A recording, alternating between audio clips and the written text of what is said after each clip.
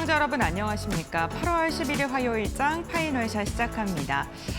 인텔이 첫 유상증자를 대규모로 단행한다라는 소식이 전해지면서 글로벌 시장에서 반도체 기업들의 분위기는 무거웠습니다. 하지만 오늘 삼성전자와 SK하이닉스는 개장 직후에 약세의 흐름을 털어내고 강한 상승이 나타나고 있는 상황인데요. 반도체 수출 데이터 8월 1일부터 10일까지의 데이터가 나왔는데 여전히 뜨거운 것으로 확인되면서 반도체 기업들의 힘이 더 쏠리고 있는 모습입니다. 반면 그동안 강했었던 코스닥을 중심으로는 오늘 숨고르기 장세가 펼쳐지고 있는데요. 이러한 시장 속에 오늘 시장이 주목하고 있는 건 해외에서 돈을 잘 벌고 있는 기업들, 반도체 그리고 화장품과 관련된 기업들의 분위기가 매우 좋습니다. 마켓 에이컷을 통해서는 반도체 지속적으로 캐펙스 투자를 이어가고 있는데 우리가 어디까지 수혜 종목으로 봐야 될지 관련된 이야기 나눠보도록 하겠습니다. 저희가 오늘 에이컷으로 준비한 사진은 반도체 사진을 준비했습니다. 우리나라가 지속적으로 반도체에 대한 정부 정책과 투자를 이어가고 있고요. 그만큼 데이터도 잘 나오고 있습니다. 그런데 이 반도체에 대한 증설 수혜가 건설과 소부장까지 이어지면서 전반적으로 탄력적인 움직임 나타나고 있는데요. 지금부터 그 모멘텀들을 짚어보도록 하겠습니다. 먼저 이재명 대통령이 이제는 반도체에 대한 투자가 속도전을 넘어서 전격전으로 가야 된다라는 이야기를 했습니다. 정부의 3대 메가 프로젝트 가운데 가장 중요한 핵심 사업이 바로 반도체 클러스터를 조성하는 거겠죠. 호남에 제2클러스터를 조성하는 것에 속도를 내고 있는데요. 제 옆쪽에 있는 그림이 광주 군공항에 있는 부지의 이미지를 저희가 갖고 왔습니다. 이 부지를 활용을 하는 건데 기능의 이전을 2028년 중순까지 진행한다고 하고요. 정부가 이렇게 부지에 대한 이야기까지 꺼내면서 반도체 클러스터를 조성하기 위해서 굉장히 힘을 내고 있는 모습입니다. 특히나 이 자리에는 삼성과 SK가 메모리 팹 4기를 구축을 할 것으로 구상이 되고 있고요. 한 번에 투자되는 건 아니지만 장기적으로 800조가량의 대규모의 금액이 들어갈 것으로 예상되고 있습니다. 부지와 기반 시설을 선제적으로 구축했기 때문에 정부에서 이렇게 지원을 해주는 만큼 투자에 대한 일정은 획기적으로 단축될 것이다라는 그런 분석들이 쏟아지고 있고요. 정부에서는 일본 구마모토 수준의 신속한 집행을 주문한 상황인데 이렇게 지금 정부에서도 행정적으로 좀 밀어주고 있는 만큼 관련된 기대감은 점점 더 확대가 되고 있는 모습이 확인되고 있습니다. 다음 장 이어서 보겠습니다. 이러한 가운데 오늘 건설 관련된 기업들의 주가가 개장 초부터 좀 분위기가 좋았죠. 건설주들 단순하게 이제는 아파트를 짓는 것을 떠나서 데이터 센터와 원전에 대한 기대감까지 확산되고 있습니다. 특히나 오늘은 데이터 센터에 대해서 좀 집중적으로 알아보고자 하는데요. 반도체 클러스터를 만들기 위해서 가장 먼저 필요한 게 정부가 군공항 이전에 대한 이야기를 했던 것처럼 부지를 확보하는 게 가장 중요합니다. 선제적으로 진행이 돼야 되고요. 그 부지를 확보한 다음에 토목이라던가 아니면은 도로를 만들고 전력과 용수를 만드는 등 인프라를 세워야 되겠죠. 그리고 그 위에다가 팹, 그러니까 반도체 공장을 짓게 되는 거고요. 클린룸과 공정 설비가 들어가고 반도체 소재 부품 후공정과 같이 장비 관련된 기업들도 이제는 들어가게 됩니다. 그러니까 단순하게 팹이 하나가 지어지는 게 아니라 부지부터 이러한 후공정까지 들어가는데 여러 가지 섹터들이 수혜를 받을 수 있다라고 해석을 하시면 될 것 같습니다. 특히나 이런 산업의 캐펙스가 확대되는 건 건설사들에게는 새로운 먹거리가 들어가는 것과 비슷하다라고 보시면 될 것 같은데요. 데이터 센터에서도 확인되는 변화를 보게 된다면 정부가 메가 프로젝트라고 이름을 명하고 적극적인 지원을 하고 있는 상황이고요. AI 데이터 센터 증설 목표가 18기가와트 정도인데 지금 IT 로드, 그러니까 데이터를 이용하는데 1메가와트를 사용하기 위해서는 130억 원가량 규모의 투자가 들어가야 된다고 합니다. 그러니까 이것을 단순 계산했을 때 잠재적인 공사 시장이 100조를 넘어설 것이라고 지금 증권가에서는 예상을 하고 있고요. 국내 전체 건설 수주가 1년에 한 200조 원 규모의 시장이라고 보게 됐을 때 이 100조 원은 굉장히 큰 시장이라는 것을 확인할 수 있겠습니다. 또한 여기에서 그치는 게 아니라 반도체 팩과 같이 첨단 산업의 발주는 지속적으로 늘어나고 있고요. 우리나라뿐만 아니라 세계 곳곳에서 증가하고 있다는 것 또한 긍정적입니다. 그런데 데이터 센터나 팹 같은 경우에는 아무 건설사나 지을 수는 없겠죠. 굉장히 고난도의 기술이 필요하고요. 우리나라에서도 15곳 이하에서만 가능하다고 하니까요. 진입 장벽이 높기 때문에 데이터 센터라든가 팹과 관련된 수주 실적 그리고 수주 경험이 있는 건설사를 중심으로 해서 집중적으로 봐주시면 좋을 듯합니다. 반도체 증설은요, 단순히 한 번에만 그치는 게 아니라요, 2028년까지 앞으로 한 3년간 진행이 될 예정이라고 합니다. 삼성전자와 SK하이닉스의 이 증설 타임라인을 보게 되면 올해뿐만 아니라 지난해부터 지속적으로 지금 공장 증설에 대한 투자를 이어가고 있는데요. 평택부터 그리고 SK하이닉스 같은 경우 청주, 용인까지 해서 다양한 공장 부지를 건설하는 데 힘을 쏟고 있습니다. 특히나 P5라던가 Y1, Y2 같은 경우에는 2027년과 2028년까지 진행이 될 예정이고요. 정부의 지원책과 함께 이 양사가 굉장히 많은 금액을 투자해서 속도감 있게 공장 증설을 진행할 것으로 예상되는 만큼 이 타임라인 안에서 건설주들 그리고 반도체 소부장 관련 기업들이 적극적인 수혜를 입을 수 있을 것이고, 중요한 건 일회성에서 그치는 게 아니라 2028년까지 일감이 지속적으로 있을 것이다라고 생각을 해주시면 될 것 같습니다. 그러면은 이렇게 반도체 기업들이 투자를 하는 이유는 무엇일까요? 수요가 많아서입니다.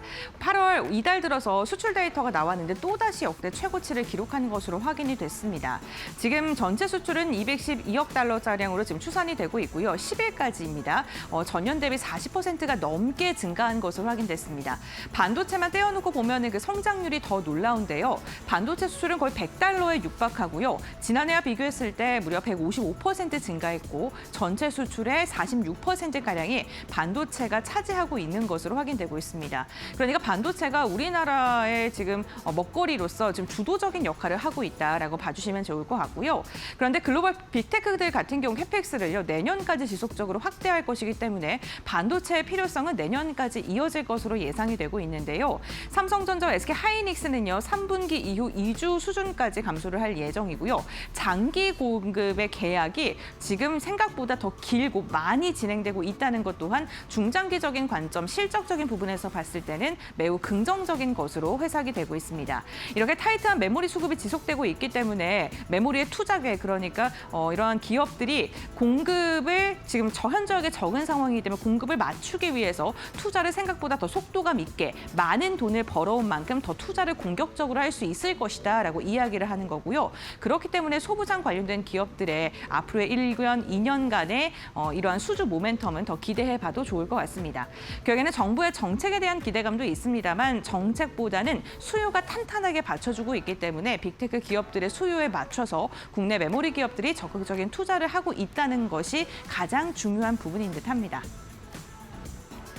메모리의 캐펙스는 다시금 또 이렇게 속도를 내고 있는데요. D램과 낸드 부분의 추이와 전망치를 보게 되면 글로벌 D램의 캐펙스가 26년 780억 달러를 넘어설 것으로 보이고요.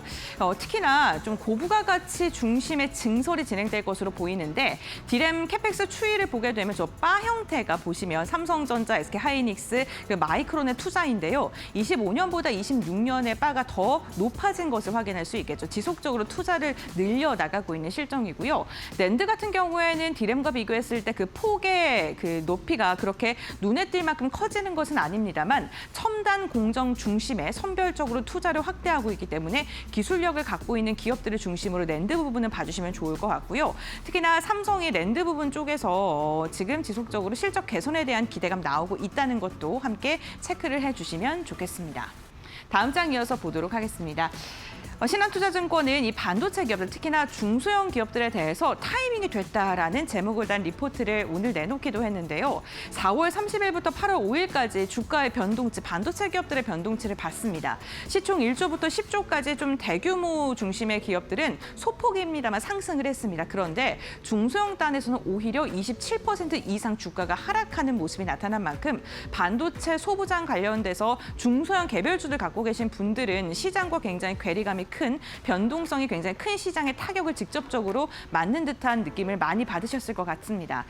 메모리의 슈퍼사이클이 지속이 되고 대형 기업들의 캐펙스 확대는 지속이 되고 있는데, 아직 후공정과 부품 기업들의 주가 위치가 현저하게 조정을 받고 있는 상황이기 때문에 이러한 온기가 확산됐을 때 가파르게 상승할 가능성에 대해서 증권가에서는 긍정적으로 바라보고 있고요. 실제로 삼성전자, 하이닉스와 계약을 체결하고 있고, 그러한 전적이 있는 기업들을 중심으로 좀 꾸준하게 팔로우 팔로우 해주시면 너무나도 좋을 것 같습니다.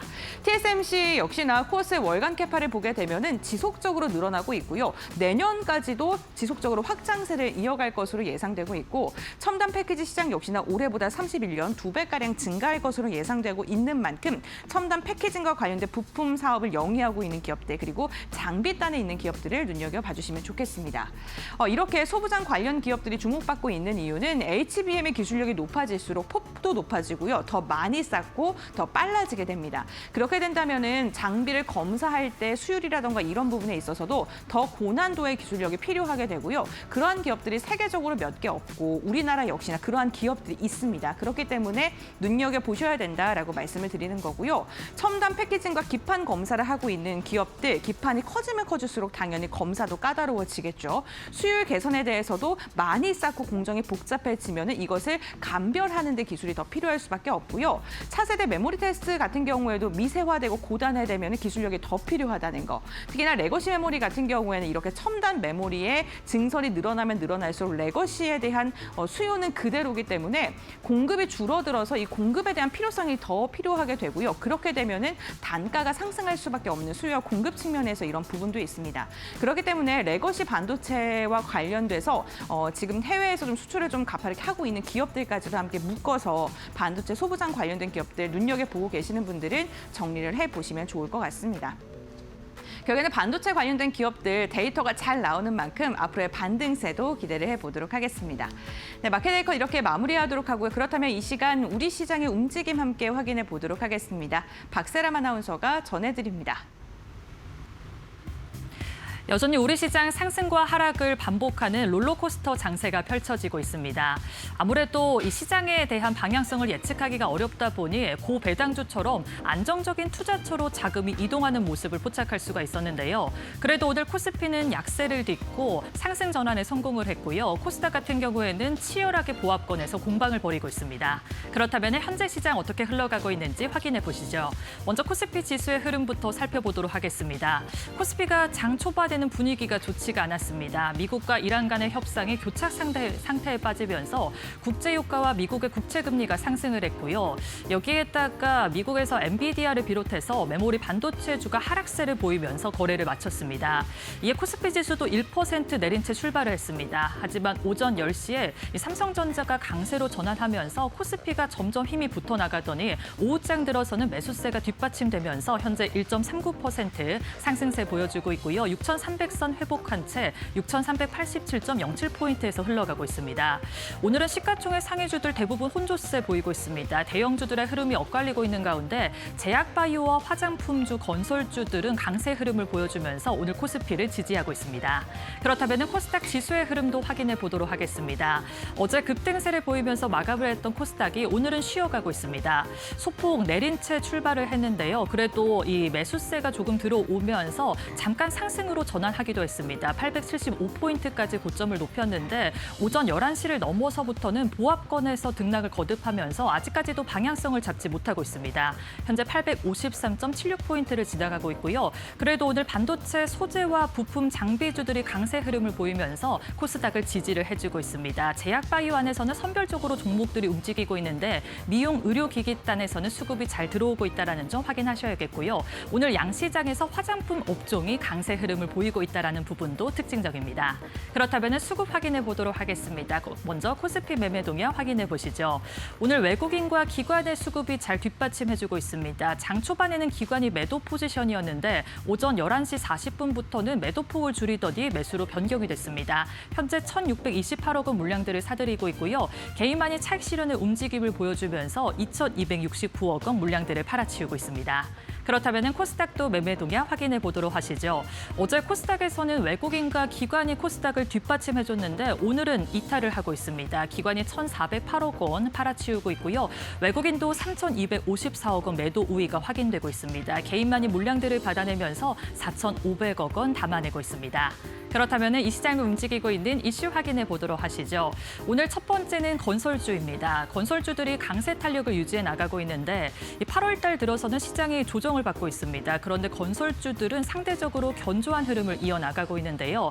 새로운 수주 시장의 기회가 열렸기 때문입니다. 상반기에는 원전을 중심으로만 사업을 진행을 했다면 하반기에는 AI 데이터 센터나 발전 플랜트까지 사업이 확장이 됐는데요. 여기에다가 건설사들이 2분기 호실적을 발표를 하면서 투자 심리를 강하게 끌어올리고 있습니다. 또 그리고 이재명 대통령이 호남 반도체 클러스터 구축에 속도를 내야 된다라고 하면서 부지라든가 이 시설 조성에 조금 속도를 내달라라는 요청이 있었습니다. 이에 오늘 건설 대형주부터 중소형주들까지 잘 움직이고 있는데요. 관련주들의 분위기 한번 확인해 보도록 하시죠. 금호건설과 남아토건이 이 반도체 클러스터 구축 기대감에 움직이고 있습니다. 호남 지역을 기반으로 건설 사업을 하고 있는데요. 둘 다 상한가에 도달을 했고요. 이외에 동신건설도 5.50%, 남광토건도 5.71% 시세 분출을 하고 있습니다. 그렇다면 두 번째 이슈 확인해 보도록 하겠습니다. 오늘 두 번째는 화장품주인데요. 화장품주들도 시장에서 상승세를 보이고 있습니다. 코스메카 코리아가 2분기 호실적을 발표를 했습니다. 매출과 영업이익 모두 다 시장의 컨센서스를 상회하는 결과를 냈는데요. 스킨케어 제품뿐만 아니라 선케어 제품의 인기가 상승을 하면서 이 실적을 견인을 했습니다. 이에 오늘 화장품주 업종으로 온기가 퍼지면서 전방위적으로 잘 움직이고 있는데요. 여기에다가 K뷰티 수출 성장세는 여전합니다. 미국과 유럽에서 판매와 매출도 늘어나고 있고요. 온라인 판매에서만 예전에는 집중을 했다면 이제는 미국과 유럽에서 오프라인 매장 입점도 확대되고 있다는 점 참고하셔야겠습니다. 그렇다면 화장품주들도 어떻게 흘러가고 있는지 확인해 보도록 하시죠. 아모레퍼시픽 가장 대장주라고 할 수가 있겠습니다. 1.03% 상승세 보여주고 있고요. 폼텍코리아는 화장품 용기와 포장재를 개발하고 있습니다. 2.11% 오름세 보여주고 있습니다. 해외 시장을 적극적으로 공략하고 있는 마녀공장도 오늘 매수세가 잘 들어오면서 6.35% 오름세 보여주고 있고요. 오가니티 코스메틱도 18.93% 두 자릿수의 급등세를 보여주고 있습니다. 지금까지 시장 흐름 살펴봤고요. 이어서 종목 파인더 함께 보시죠. 네, 화요일에 파이널샷 함께하고 계십니다. 신민영입니다. 이어서 종목 파인더 통해서 보다 자세한 종목별 이슈 체크해보고요. 투자 전략 함께 정비해보도록 하겠습니다. 첫 번째 이슈 바로 들어가 보겠습니다. 제약바이오 관련 소식을 들고 왔는데요. 글로벌 빅파마, 대형 제약사들이 최근 2분기 실적 발표를 통해서 핵심 R&D 파이프라인을 제시하면서 국내 제약바이오 기업들의 희비도 좀 엇갈리고 있습니다. 먼저 미국의 머크사의 경우에는 이번 실적 발표 자료에서 알테오젠의 플랫폼 기술을 적용한 면역 항암제 키트루다 큐렉스, 그리고 한미약품의 메시 치료제, 또 인제니아 테라피틱스의 안과 질환 치료제를 핵심 성장 자산으로 제시를 했습니다.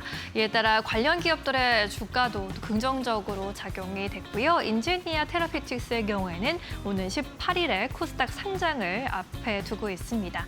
프랑스의 제약사죠. 사노피의 경우에도 최근의 실적 발표에서 여러 가지 변화들을 발표했는데 선택과 집중의 기조가 좀 눈에 띄었습니다. 먼저 아델과 오스코트에게 함께 개발하고 있는 알츠하이머병 치료제 후보 물질 아델 Y01과 SK 바이오사이언스의 차세대 백신 후보 물질 등의 협력을 강화하기로 했는데요.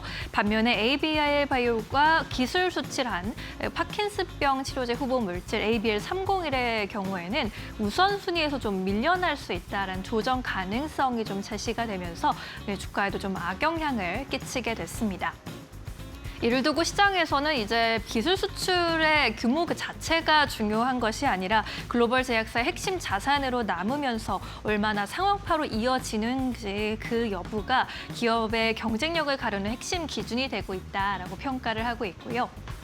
또 오는 하반기에는 주요 제약바이오 학회 일정이 또 줄줄이 대기하고 있습니다.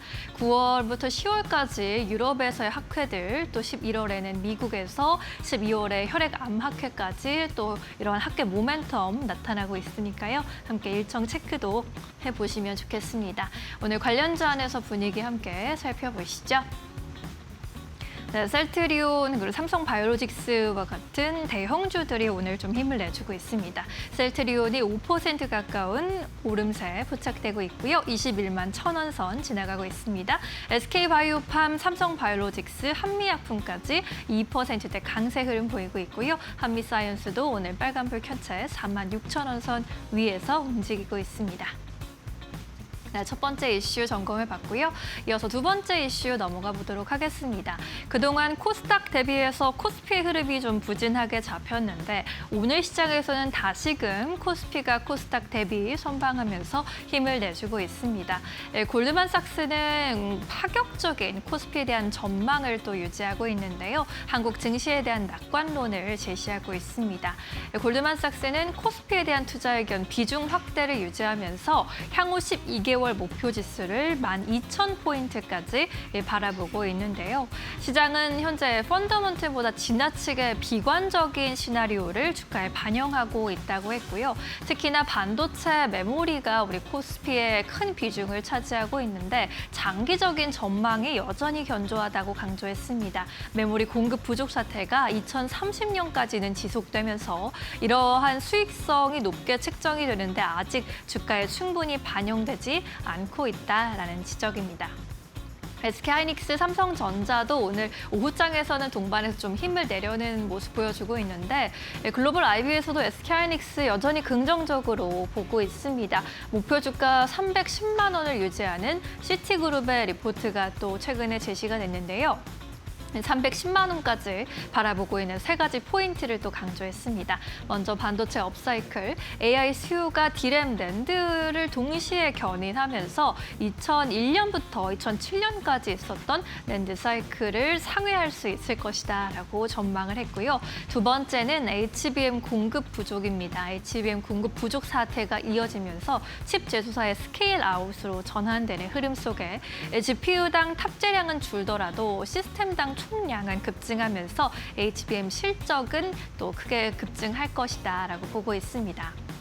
마지막으로 주주환원 포인트까지 꼽히고 있죠. 이제 하이닉스 측에서 3분기 실적 발표 전에는 주주환원의 정책을 공개할 것이라고 언급을 해놓은 상황인데 현재 LTA 장기 공급 계약의 선급금으로 중장기 가시성을 확보해놨고 높아진 현금 창출력을 기반으로 주주환원의 규모도 예전과는 크게 다를 것이다라는 전망입니다. 이러한 전망 속에 오늘 반도체주들도 힘을 내주고 있는데요. 함께 체크해 보시죠.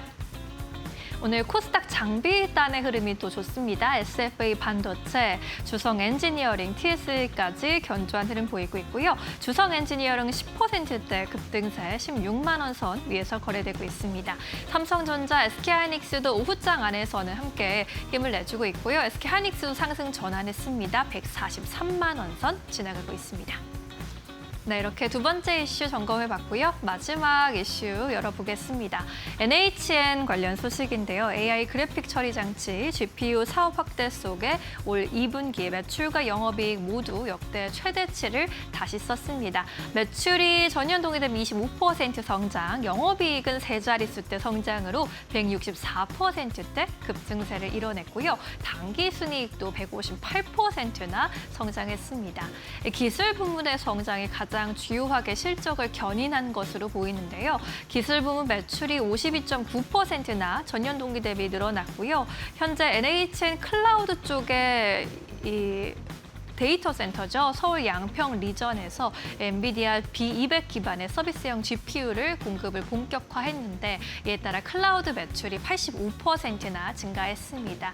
이 클라우드 매출의 경우에는 3월 말에 가동을 시작한 바 있고요. 내년 안에는 최소 30메가와트 규모의 AI 데이터 센터를 추가적으로 확보하면서 AI 투자를 또 확대해 나간다라는 방침입니다.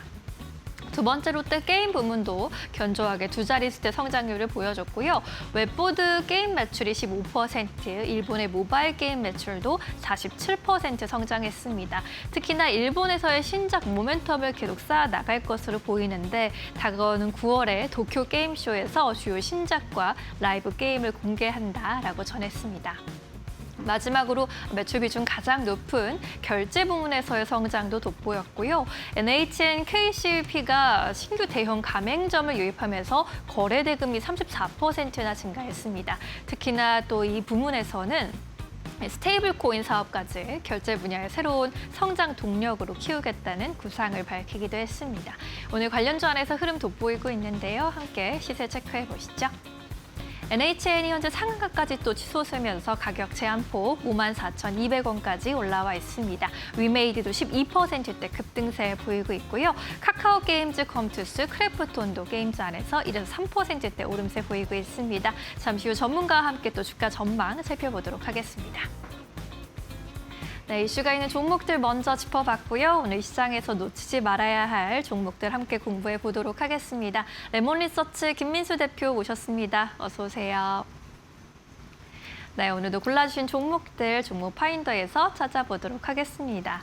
오늘 역시나 화장품 관련주들도 많이 눈에 띄고 있고요. S올과 같은 정유주들도 특징주로 거론되고 있습니다. BH 역시 로봇 관련 로맨텀 속에 오늘 주목받고 있는데요. 첫 번째 특징주 바로 찾아볼게요. 네, NHN 살펴보겠습니다. 올해 2분기 매출과 영업이익 모두 사상 최고치를 달성했고요. 주가 앞서 보셨다시피 고공행진하고 있는데 앞으로의 전망 어떻게 보고 계십니까? 네, 일단 오늘 상한가까지 들어가는 모습들입니다. 네. 기관이 하루 만에 매수세로 강하게 유입되다 보니까 오늘 시장 분위기는 그렇습니다. 또 순환매가 돌아가면서 게임주가 강한 모습들이고요.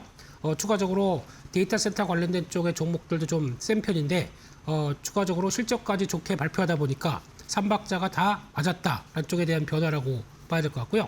일단 2분기 매출액이 7,500억대, 그래서 25% 증가했고 영업이익은 570억대, 160% 이상 증가를 했다는 쪽에서 역대 분기 최대치를 기록했다. 당연히 지금같이 어떤 모멘텀이 목말라 있는데 거기서 이제 바로 빠르게 매수세가 들어왔다고 봐야 될 것 같습니다. 그렇죠. 실적과 함께 내용들을 보게 되면 가장 먼저 게임 쪽이 눈에 띄는데요. 일본 시장에서 신작 게임 개발이 강화되고 있는 측면들이 눈에 띕니다. 일단 게임 부분 매출액이 이번에 1,396억, 약 한 21% 증가를 했는데 그중에서 웹보드 게임의 강자죠. 예전에 한 게임부터 그런 쪽에서 한 게임 로얄 홀덤이라고 하는 오프라인 대회가 있는데 이게 국내 최대 규모의 오프라인 토너먼트로 알려져 있습니다. 여기서 성과가 나오다 보니까 거기서 실적들이 이끌어졌다고 봐야 될 것 같고, 게다가 또 일본 모바일 게임의 성장세가 눈에 띈다라고 보는데 47%가 증가했습니다. 이쪽들이 샵 콤파스라고 하는 회사의 애니메이션 또 체인소맨과 협업을 해서 성과를 냈다는 쪽에서 또 한창 인기 있는 애니메이션이죠. 체인소맨이요. 이런 쪽들이 일본 쪽에서 좀 먹혔다라는 쪽으로 바라보고 있고, 네. 게다가 올해 연말에는 일본 NHN 플레이 아트와 협업 중인 신작 게임이죠. 그쪽에서 환상세계의 푸지포용 이런 게임들이 겨울 내 출시가 되게 되면 그에 따라서 9월달 도쿄 게임쇼에서 공개하고 하는 과정들이 나왔을 때 기대감이 좀 높아진다라는 쪽들이 게임에 대한 모멘텀이 아닌가 생각됩니다.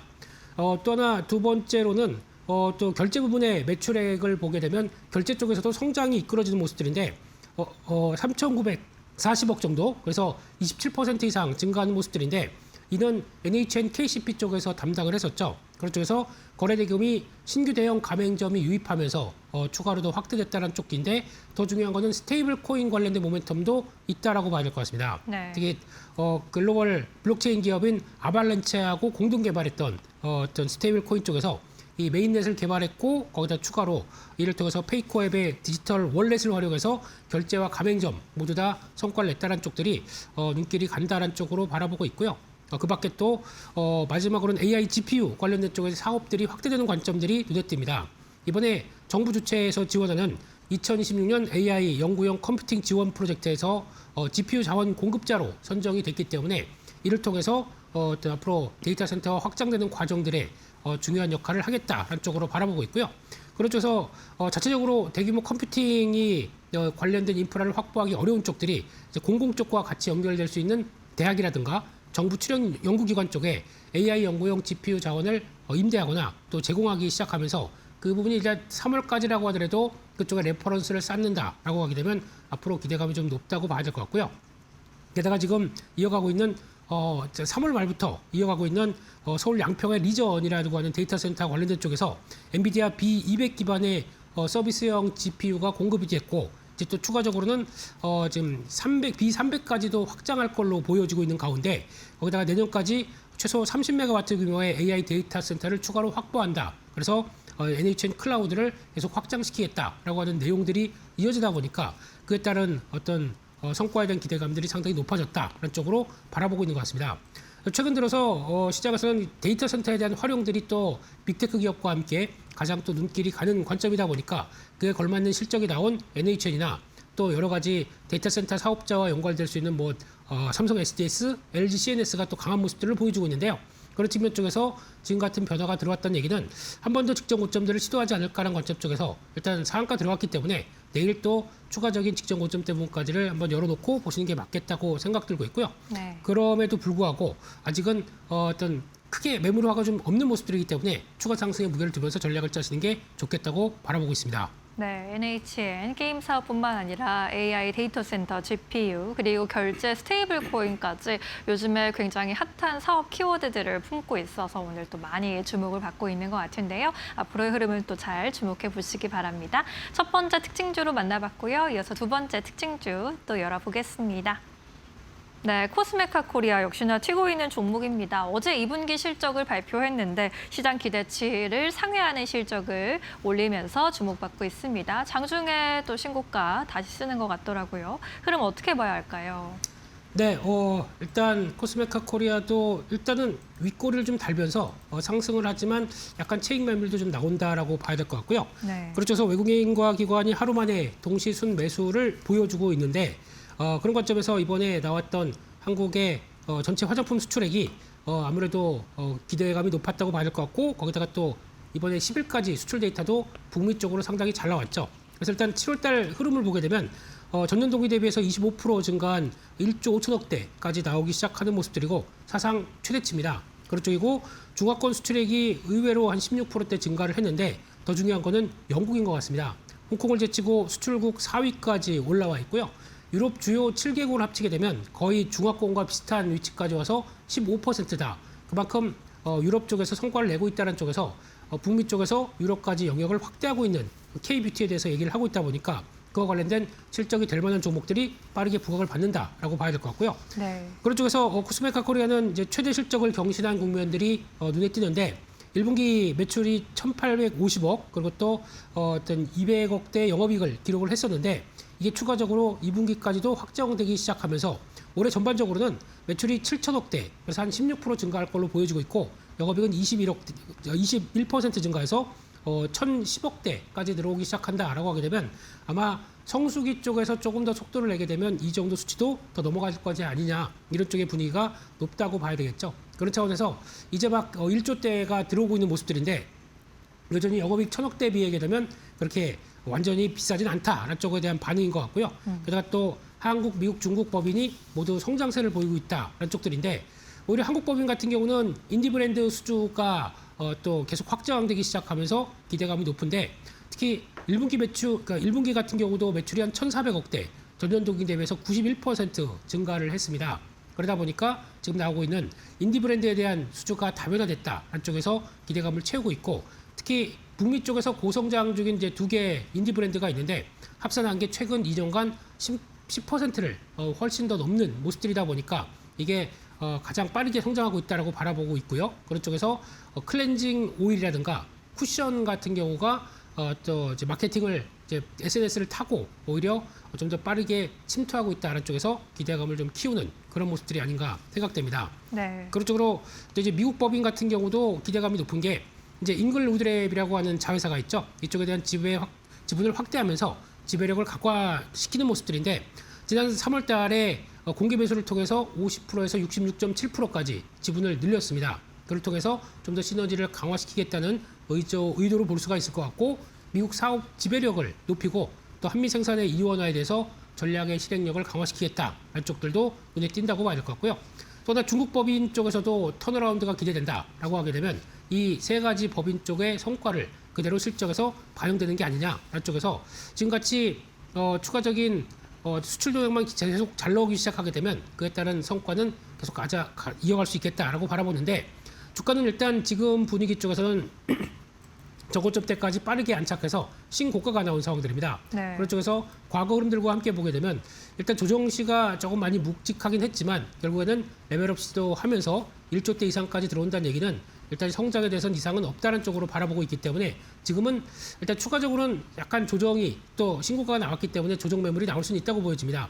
그럼에도 불구하고 약간 지금 9만 원대 중반대 정도까지는 또 강한 지지권이 될 수 있다고 보여지고 있기 때문에 지금 흐름에서는 오히려 10만 원대가 이탈된다. 그러면 비중을 좀 늘리는 쪽으로 바라보는 게 맞지 않나라는 생각이고요. 그래서 혹시 여전히 잘 나가고 있는 K뷰티에 대해서 추가적인 레벨업이 될 가능성에 무게를 두고 어떤 조정 시 매수 전략들은 유효하다. 그렇게 말씀드리겠습니다. 네, 코스메카 코리아, K뷰티 수출 지표 잘 나오고 있고요. 실적 전망도 견조한데 오늘 신고가를 쓴 만큼 주가 흐름은 조금 더 타이밍이 잡고 보시는 거 좋을 것 같습니다. 다시 한번 신고가를 써 나갈 수 있기를 기대해 보면서 오늘에도 공략주 여쭤보도록 할 텐데요. 오늘은 어떤 종목 좀 매수 기회로 열고 볼 수 있을까요? 네, 셀트리온 골라주셨네요. 셀트리온도 역시나 오늘 상승으로 방향 좀 잡고 있습니다. 어떤 투자 포인트들 짚어보는 게 좋을까요? 네, 최근 들어서 강한 탄력을 받고 있는 섹터 중에 하나가 제약 바이오인 것 같고요. 그중에 한 축을 차지하는 게 셀트리온이 아닌가 싶은데 외국인 매수세가 꾸준하게 들어오고 있습니다. 이게 하나의 주축이라고 봐야 될 것 같고요. 그런 쪽에서 일단 진펜트라라고 하죠. 유명한 램시마 SC 쪽을 미국 시장에서 고성장을 보이고 있는 쪽이다라고 바라볼 수가 있는데 올해 1분기에 처방량이 전년 동기 대비해서 185% 증가를 했습니다. 그래서 미국 출시 이후에 최대 실적이라고 봐야 될 것 같고요. 작년 상반기 전체 처방량을 한 분기 만에 초과했다. 의미가 있다고 봐야 되겠죠. 네. 그런 쪽인데 이분이 현지 직접 판매 조직과 또 전문의 보험사를 그리고 또 환자를 겨냥해서 삼각구도로 계속 또 마케팅을 하고 있습니다. 이게 왜 중요하냐면 직접 판매한다고 하게 되면 고마진 제품이기 때문에 중간 마진이 따로 떨어질 그럴 일이 없겠죠. 그렇기 때문에 오히려 실적에 바로 잡힌다라는 쪽에서 높은 마진은 확보가 된다는 쪽에서 진펜트라의 영향력들이 상당히 높다라는 쪽들로 바라보고 있고요. 네. 두 번째는 올해 실적 가이던스를 보게 되면은 올해 매출이 5조대가 넘어가면서 작년 대비해서 27% 이상 증가하면서 영업이익은 1조 6천억대, 1조 7천억이 조금 못 되는 쪽으로 바라보고 있는데 한 45% 증가한 수치죠. 이런 쪽으로 봤을 때 마진은 32%, 상당히 놀라운 수치입니다. 이런 쪽들이 이어가기 시작하면서 오히려 아까 말씀드렸던 진펜트라가 총 매출 비중이 64%까지 들어오기 시작하면서 이를 또 고마진 쪽으로 바꾸는 과정들이 가장 또 눈여겨볼 수 있겠다라고 바라보고 있고요. 그런 쪽 흐름에서 또 SC 제약에 대한 파이프라인이 확장되는 과정들을 또 눈여겨보셔야 되겠죠. 지난해 출시된 스테키마 같은 경우도 출시 1년 만에 미국 점유율 10.2%로 선두를 보이고 있고 그 밖에 앱토스마 그리고 스토브클로 이런 쪽들도 대형 미국의 PM사, 보험사 쪽이죠. 등재 PBM 쪽에 등재가 되기 성공을 하기 시작하면서 추가적으로 고수익 제품에 대한 성과들이 그대로 이어진다라고 하게 됐는데요. 게다가 또 허주마 SC죠. 이쪽은 유방암 치료제 관련된 쪽에서 이쪽도 유럽 허가가 신청이 됐고 그러면서 항암제 SC 바이오시밀러에서 선점을 하겠다라고 하게 되면 유럽 쪽도 성과가 나온다라는 쪽들의 포인트인 것 같고요. 추가적으로 신약 파이프라인도 계속 또 눈여겨볼 수가 있을 것 같은데 ADC 관련된 쪽들 이쪽도 한창 시장에서 유행한 트렌드를 갖춰가는 쪽인데 이 3종에 대해서 환자가 투약을 본격화하기 시작하면서 추가적인 파이프라인이 임상근 대회에 올랐다라는 쪽들도 눈여겨볼 수 있는 측면이 아닌가 생각되고 있고요. 마지막으로 또 신흥시장 그리고 또 글로벌 커버리지가 확대되면서 중남미나 캐나다, 일본까지도 지역 다변화가 되고 있는 추세이기 때문에 특히 유럽 같은 경우는 주력 바이오시밀러가 거의 3종 모두가 처방 쪽에서 1위를 기록하고 있다는 쪽들도 성과를 내고 있다는 또 하나의 반증이 아닌가 그렇게 바라보고 있습니다. 그래서 결론적으로는 실적 관련된 쪽에서 합병 리스크에 따라서 재무적인 부분들이 반영됐던 게 2024년이고요. 그리고 또 작년 같은 경우는 이제 매출의 성장과 그리고 또 어느 정도 이제 실적이 반영되는 첫 번째 단계가 확인됐다고 하게 되면 올해부터는 실적의 확장세가 뚜렷이 나올 수가 있기 때문에 그런 관점 쪽에서 셀트리온은 재조명될 수 있겠다 그런 관점 쪽으로 바라보고 있습니다. 따라서 좀 주가는 최근 들어서 약간 이제 저항대 부분까지 살짝 들어오긴 했지만 내일 정도라도 살짝 눌림목이 들어온다. 충분히 들어가도 된다고 봐야 될 것 같고요. 추세 흐름들은 큰 이상이 없다라고 하게 되면 주봉상에서 지난 고점대 부분과 또 한 단계 레벨업된 모습까지 생각한다고 하게 되면 아마 25만 원대 부분 정도까지는 충분히 들어갈 수 있겠다는 쪽에서 1차 목표가로 잡아볼 수 있을 것 같고요. 손절가는 18만 원대로 말씀을 드리도록 하겠습니다. 네, 셀트리온 앞으로의 주가 흐름 좀 주목해 보시면 좋겠고요. 1차 목표가 25만 원으로 선정해 주셨습니다. 오늘 말씀은 여기까지 드릴게요. 자세한 설명 고맙습니다.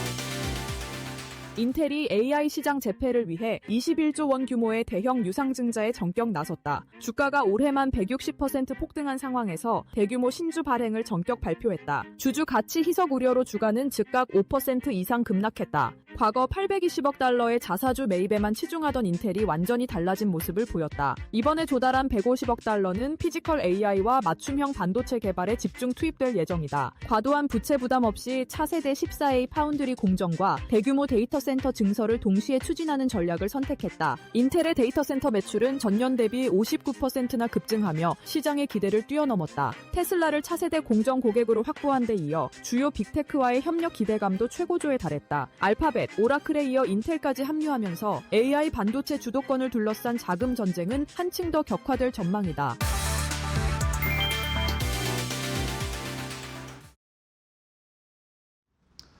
자, 섹터 대 섹터로 이어가겠습니다. 오늘 시장의 분위기를 또 알아볼 텐데요. 어떤 섹터가 잘 올라가고 있고 어떤 섹터는 쉬어가는지 여기에서 또 투자 아이디어, 종목까지 선정해서 알아보도록 하겠습니다.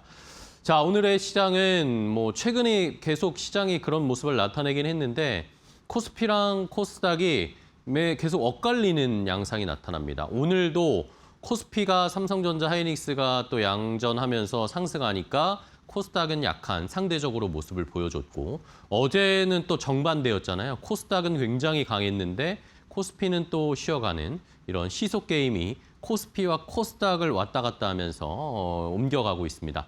자, 그러면 오늘 시장에서는 또 섹터 대 섹터 어디에서 또 힌트를 얻을 수 있을지 오늘의 이데일리 TV의 박근호 전문위원과 함께하겠습니다. 위원님 안녕하세요. 안녕하십니까. 네, 반갑습니다. 자, 박근호 위원님과 오늘의 섹터 대 섹터 첫 번째 섹터와 함께 확인해 볼 텐데 상승하는 섹터는 뭔지 오늘 쉬어가는 섹터는 뭔지 확인해 보겠습니다. 자, 먼저 오늘 빨간불을 켜고 있는 쪽은 보험 섹터입니다. 보험 섹터가 이제 금리 인상의 기조, 우리나라에 한해서는 어쨌든 금리 인상 기조가 계속 이어지고 시장이 또 변동성이 심하니까 또 안정적인 것들을 찾는 분들이 많아지시는 것 같고요. 반면에 엔터주들은 참 올라갈 듯 하면서도 안 가는 상황이 계속 이어집니다. 실적이 잘 나오면 오히려 주가가 떨어지는 참 아이러니한 상황이 계속 펼쳐지고 있는데 자, 일단은 상승 섹터부터 좀 진단을 해볼게요. 자, 위원님 일단은 보험주들이 오늘 좀 선방을 해주고 있는데 보험이나 금융 섹터 어떻게 지금 판단하고 계실지 궁금합니다. 네. 보험주들이 오늘 소위 싹 다 좋진 않죠. 근데 선별적으로 굉장히 눈이 갈 만한, 좀 주목할 만한 흐름을 보여주는 종목군들이 몇 개 있는데요. 보험주 평균적으로 시장에서 보는 시선이 지금 상당히 좀 좋습니다. 그 이유는 미국에서는 지금 이제 9월 달에 금리 인상 가능성이 조금 약간 줄어들긴 했습니다만은 우리나라는 좀 얘기가 좀 다르죠. 실질적으로 금리 인상을 먼저 좀 시작을 했고 그러면 보험주들이 금리 인상을 했을 때 과연 어떠한 수혜가 있는지를 이제 가장 중요한 포인트 몇 개만 제가 말씀드려보도록 할게요.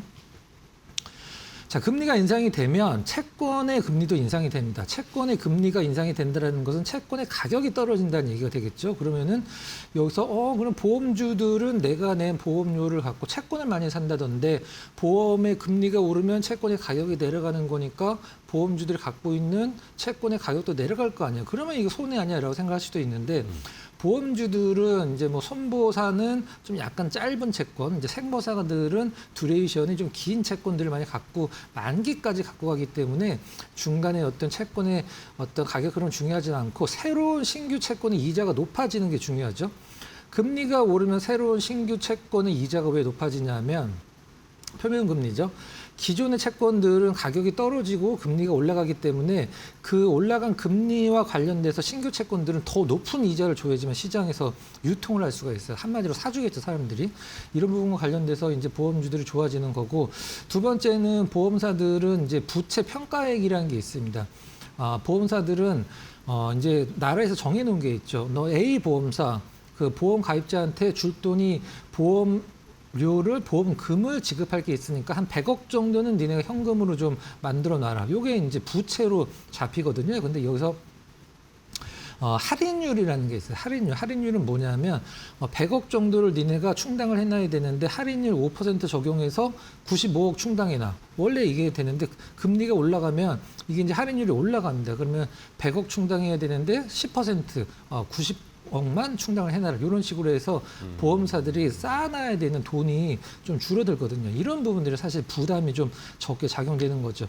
그리고 보험사들도 금리와 관련된 상품들도 내놓고 있기 때문에 금리가 올라가면 또 가입자들도 늘어날 수 있고 이런 부분들이 지금 보험주들 시장에서 금리 인상과 관련돼서 좋게 보는 부분이다. 이렇게 이해를 하시면 될 것 같아요. 네, 알겠습니다. 자, 보험주들이 금리 상승기에 금리 인상 기조에 왜 이득을 보는지, 수혜를 보는지 박근호 위원님이 자세하게 설명을 해주셨습니다. 이런 추이, 미국도 진짜 금리 올릴지는 계속 지켜봐야 되는 상황이고요. 자, 그러면 이번에 하락 섹터를 봐야 되는데 하락 섹터는 저희가 위원님과도 몇 번을 체크를 해봤는데 엔터주들은 참 안 가요. 이게 호재가 나와도 실적이 잘 나와도 안 가는데 이거 그때랑 같은 질문인데 도대체 어떻게 해야 되나요? 저도 참 궁금해서 오늘 엔터주를 좀 준비를 했는데요. 네. 화장품 못지않게 이게 실적 대비해서 주가 못 오르고 지금 많이 떨어진 게 엔터주거든요, 실질적으로. 근데 시장에서 실적이 잘 나와도 이제 떨어지고 코스닥 관련된 모멘텀이 생겨도 떨어지고 이게 사실 어디에다 이제 포커스를 맞춰야 될지 저도 좀 약간 힘들긴 한데 네. 일단 그 실적이 잘 나오고 있는데 증권사들이 지금 우리나라 엔터 어떤 빅4 관련돼서 목표 주가를 줄 하향하고 있는 것도 사실 영향은 있을 거로 생각을 하고 있습니다. 일단 하이브, SM, YG, JYP 이런 쪽을 평균적으로 40%의 목표 주가를 이제 깎았는데 자, 그럼 여기에서 이제 우리가 보통 이런 얘기를 많이 하잖아요. 엔터주들은 음방 판매, MD 굿즈 이런 것들도 있지만 아티스트가 이제 투어를 많이 하면은 거기서 가장 많은 매출을 일으키고 영업이익도 나온다라고 이제 얘기를 하는데 이번에 이제 우리나라 증권사들이 그 엔터주들 목표 주가 하향했을 때 이러이러한 것 때문에 우리는 이 엔터사에 대한 목표 주가를 하향을 합니다라고 했을 때 이걸 제가 한번 싹 봤더니 좀 약간 편견된 부분들이 좀 있더라고요. 어떤 거냐면 투어를 다니는데 지금 현재 고연차 아티스트, 그러니까 엔터사 입장에서 IP라고 표현을 하죠. 고연차 아티스트들이 주 투어의 대상이 되기 때문에 고연차 아티스트들은 어떤 상황이냐면 이 엔터사들과 계약을 할 때 이제 매출이나 이런 부분들 쉐어를 하겠죠. 우리가 잘 아시죠. 5대5 계약이다, 아니면 8대2 계약이다. 이런 것들에 인해서 엔터사들이 굉장히 불리하다라고 합니다. 무슨 말인지 아실 것 같아요. 100억을 일으키면 아티스트가 90억 갖고 가고 엔터사가 10억 갖고 가는 이런 부분들이기 때문에 영업 레버리지가 상당히 안 나온다라고 합니다. 생각보다는.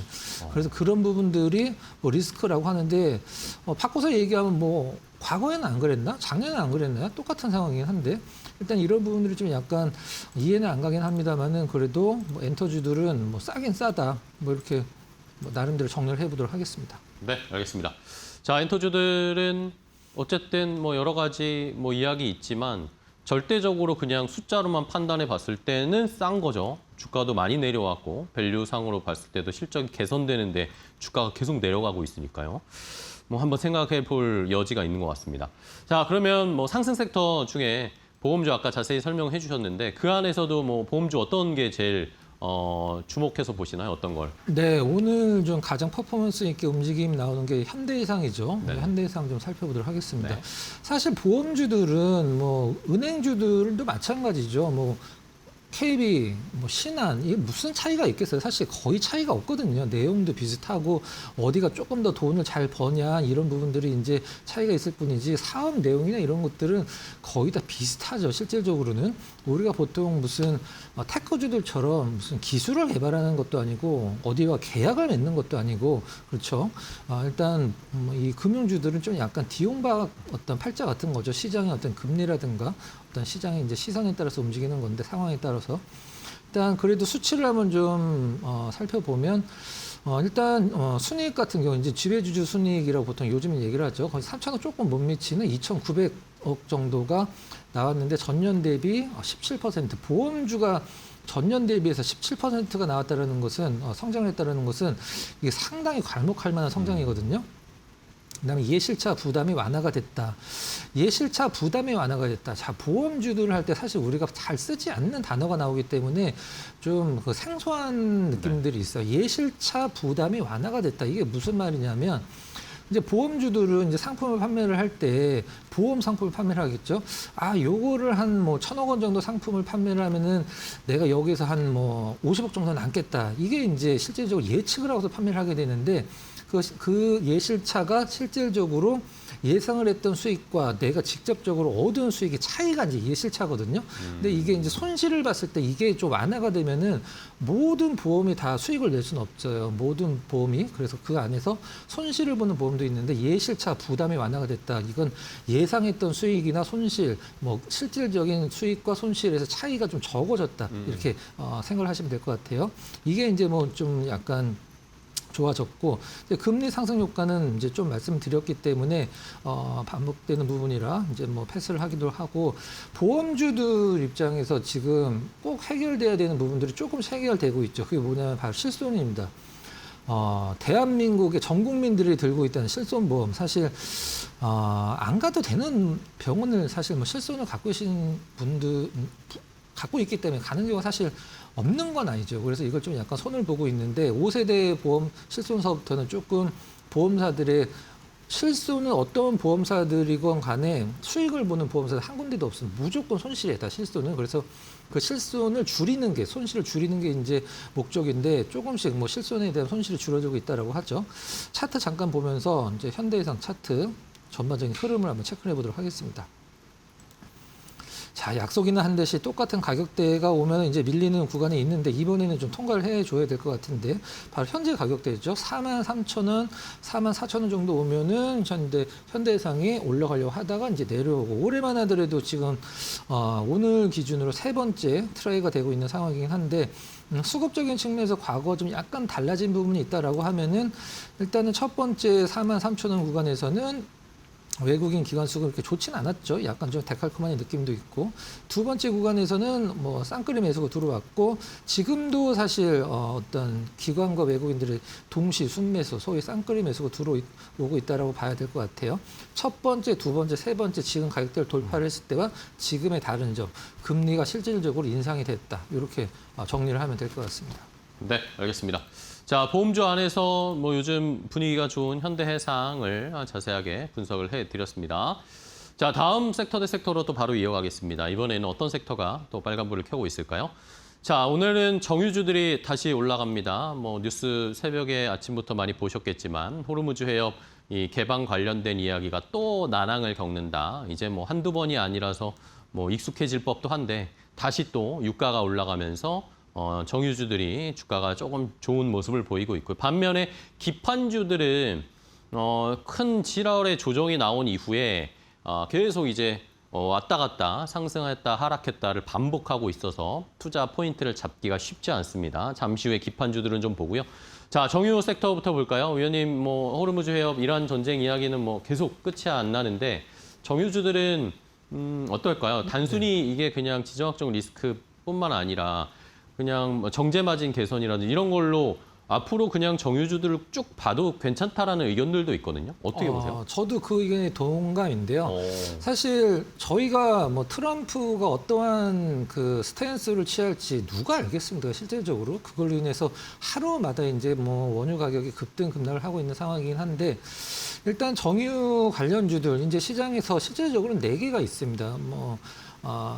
S 오일이 네. 있을 수 있고요. 그다음에 뭐 GS 칼텍스는 이제 GS, 그다음에 뭐 SK는 SK 이노베이션, 그다음에 현대 오일뱅크는 현대 오일뱅크 주식을 가장 많이 갖고 있는 게 현대 중공업이에요. 근데 일단 현대 중공업이 그거 갖고 움직일 것 같지는 않고 오늘 정유주들이 갭으로 떠서 올랐다가 좀 약간 내려오긴 했죠.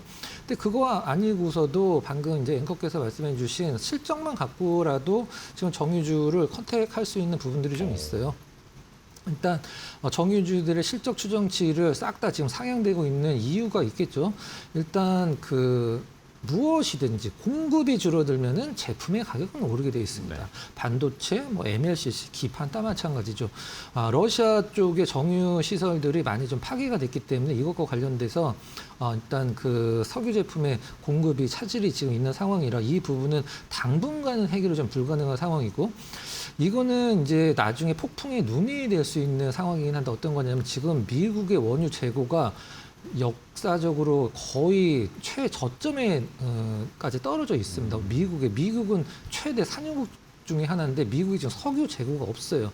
근데 이 부분이 앞으로 어떠한 식으로 시장에서 풀어갈지 모르긴 하겠습니다. 이것도 영향이 있을 수 있고 그리고 이제 사우디에서 판매를 할 때 아시아 쪽에 판매를 하건 아니면 다른 쪽에 유럽 쪽에 판매를 하건 이게 이제 유럽 쪽은 브렌트유를 많이 쓰긴 합니다만 워낙에 브렌트유는 생산량이 적으니까 이번에 8월 달에 아시아 쪽에 판매하는 그 원유를 다른 쪽보다 1.5달러 배럴당 1.5달러 싸게 주기로 결정을 했어요. 자, 이거는 뭐 아시아 쪽에서 좀 약간 경쟁력에서 우위를 차지를 하겠다라는 포석이긴 합니다만 그래도 석유화학 업체 쪽에서는 상당히 좋은 부분이긴 하죠. 정리를 하면 석유화학 지금 나쁘진 않은데 일단은 단기간에 어떤 흐름의 예측을 불가능하기 때문에 조금 이 부분들이 지정학적 리스크가 좀 진정이 된 다음에 진입을 해도 늦지는 않을 것 같다. 이렇게 정리를 하도록 하겠습니다. 네, 알겠습니다. 자, 어쨌든 뭐 실적 기반의 베이스로 또 좋은 평가를 받을 수 있는 게 정유주다라는 의견이셨고요. 자, 이번에 기판주 보겠습니다. 많은 시청자분들이 또 궁금해하실 텐데 삼성전기, LG 이노텍뿐만 아니라 기판주들은 이제 앞으로의 투자 방향성을 어떻게 잡아야 될까요? 우리가 보통 주식이 떨어질 때 네. 왜 떨어지는지에 대한 이유를 찾으려고 노력을 하죠. 삼성전자 왜 떨어졌나, 하이닉스 왜 떨어졌나, 왜 떨어졌는지 그것과 관련된 대답을 시장에서 분명하게 할 수 있는 사람은 아마 좀 없겠죠. 근데 일단 올라갔으니까 떨어진다를 보는 게 맞겠고 올라가는 속도가 너무 가팔랐다. 이게 이유가 될 수도 있고 이제 시장에서 피크아웃 얘기가 나오기도 합니다만은 일단 기판주만 본다라고 하면은 이제 사실 왜 떨어졌는지 이유를 찾기가 힘들죠. 하지만 너무 떨어졌죠. 떨어지기도 너무 떨어졌어요. 근데 우리가 보통 기판주 하면 뭔가 좀 반도체 소부장 같은 느낌이 나죠. 근데 기판주들의 대장주들은 다 싹 다 거래소죠. 삼성전기 거래소고 이노텍 거래소고 대덕전자 거래소고 이수페타시스 거래소예요. 근데 거래소가 앞으로 반등을 줄 때 일단은 뭐 이쪽 부분들이 어느 정도 영향을 미칠지는 모르긴 하겠습니다만은 기판주들도 앞서 뭐 얘기를 했듯이 지금 뭐 공급 부족 그다음에 증설과 관련된 부분 증설이 많으면 안 되겠죠. 증설이 지금 절대 많아서는 안 되고 기판 관련된 쪽은 반도체보다 증설이 굉장히 좀 빠르거든요. 반도체 공장 하나 짓는데 뭐 평택 P4 같은 경우에는 지금 한 5년째 짓고 있거든요. 아직도 짓고 있습니다. 5년대. 근데 기판 관련주들은 이제 장비를 싹싹 들여서 증설해서 이제 어떤 생산량을 늘릴 수 있는 부분을 이제 빠르긴 한데 당분간은 이 증설 관련된 부분들이 완공되는 부분이 없기 때문에 공급 부족은 계속 될 것이다. 그러니까 정리를 하면 반도체가 반등을 줘야지 기판이 반등을 같이 줄 수밖에 없겠죠. 이제 반도체 어떤 반등을 기다려야 되겠다. 이렇게 정리를 해보도록 하겠습니다. 네. 자, 기판주들은 어쨌든 반도체와 거의 결을 같이 하니까 반도체 뭐 대형주 삼성전자, SK하이닉스의 움직임을 같이 살펴봐야 되겠죠. 자, 그럼 기판주 중에 이렇게 삼전 하이닉스 좀 개선이 되면 같이 따라갈 종목으로 어떤 거 보세요? 일단 LG 이노텍을 좀 준비를 했는데요. 네. 일단 뭐 반도체 대장주들은 삼성전기, 뭐 대덕전자 이런 부분들이 되긴 하겠습니다. 그래도 너무 많이 떨어서 LG 이노텍을 좀 준비를 해봤어요. 증설에 지금 삼성전기도 지금 증설에 상당히 많은 부분들을 이제 노력하고 있는 상황이긴 한데 LG 이노텍도 증설 많이 지금 신경 많이 쓰고 있죠. 이제 베트남 쪽에 이제 공장을 증설 투자를 하기로 이제 MOU를 체결했다는 부분. 우리가 이제 LG 이노텍을 봤을 때 뭐 기판, 애플 쪽의 카메라 모듈, 그다음에 로봇 이 세 개 중에 과연 어느 쪽 모멘텀이 가장 크냐라고 생각을 했을 때 실적은 애플 관련돼서 90%가 나오죠, 실질적으로는. 근데 시장에서 LG 이노텍을 그동안 움직인 것은 사실 기판 쪽이었고, 그 다음에 어떤 상승, 주가 상승에 어떤 뭐 가속을 했다라고 해야 될까? 그 부분들은 이제 카메라 관련돼서 로봇과 관련된 휴머노이드 카메라 관련된 부분이었었는데 최근에 이제 미국 이제 중국산 휴머노이드 로봇 제재하기로 했잖아요. 그것과 관련돼서 LG 이노텍도 로봇주도 움직일 때 같이 움직일 수 있는 부분들은 충분히 존재를 하는 부분이니까 염두에 두시고 차트 잠깐 체크를 해보도록 하겠습니다. 네. 자, 이게 뭐 LG 이노텍인지 아니면 뭐 코스닥의 무슨 개별주인지 모를 정도로 주가 흐름이 부침이 너무 심하죠. 이제 최고가 기준으로 보면 한 170만 원 정도 갔다가 지금 얼마까지 빠졌냐면은 40만 원 초반대까지 빠졌다가 지금 50만 원 중반대 회복하고 있는 상황이긴 한데 이게 사실 정상적인 주가 흐름은 아니죠. 그러면 여기서 우리가 판단해야 될 것은 과연 5월 달 말 정도, 6월 초 정도에 이게 이제 거품이었냐 아니면 지금 저평가냐라고 얘기를 했을 때 저는 실질적으로는 뭐 5월 달에 이 흐름이 거품이 아니라고 얘기할 사람은 아무도 없을 것 같아요. 이제 로봇 관련된 부분도 많이 좀 차지를 했었고 정리를 하면 일단은 삼성전기 흐름과 비슷하긴 한데 퍼포먼스는 LG 이노텍이 더 나오긴 하죠. 반도체들도 오늘 흐름 보면 저점 잡은 것 같고 삼성전기 흐름 참고하면은 역시 저점은 나왔어요. LG 이노텍도 로봇 관련된 모멘텀 플러스 알파를 생각해 보면서 앞으로는 좀 반등 뭐 충분히 나올 수 있는 분위기다. 이렇게 정리해 보도록 하겠습니다. 알겠습니다. 자, 뭐 기판을 포함해서 반도체 주들이 좀 반등을 보여줘야 우리 지수도 다시 좀 회복을 할 텐데 그런 흐름을 저희도 기대해 보면서 시장 한번 관찰해 보겠습니다. 자, 오늘 박근호 위원과 함께했습니다. 위원님 또 좋은 전략, 또 종목 소개해 주셔서 감사하고요. 다음 시간에 또 뵙겠습니다. 고생 많으셨습니다.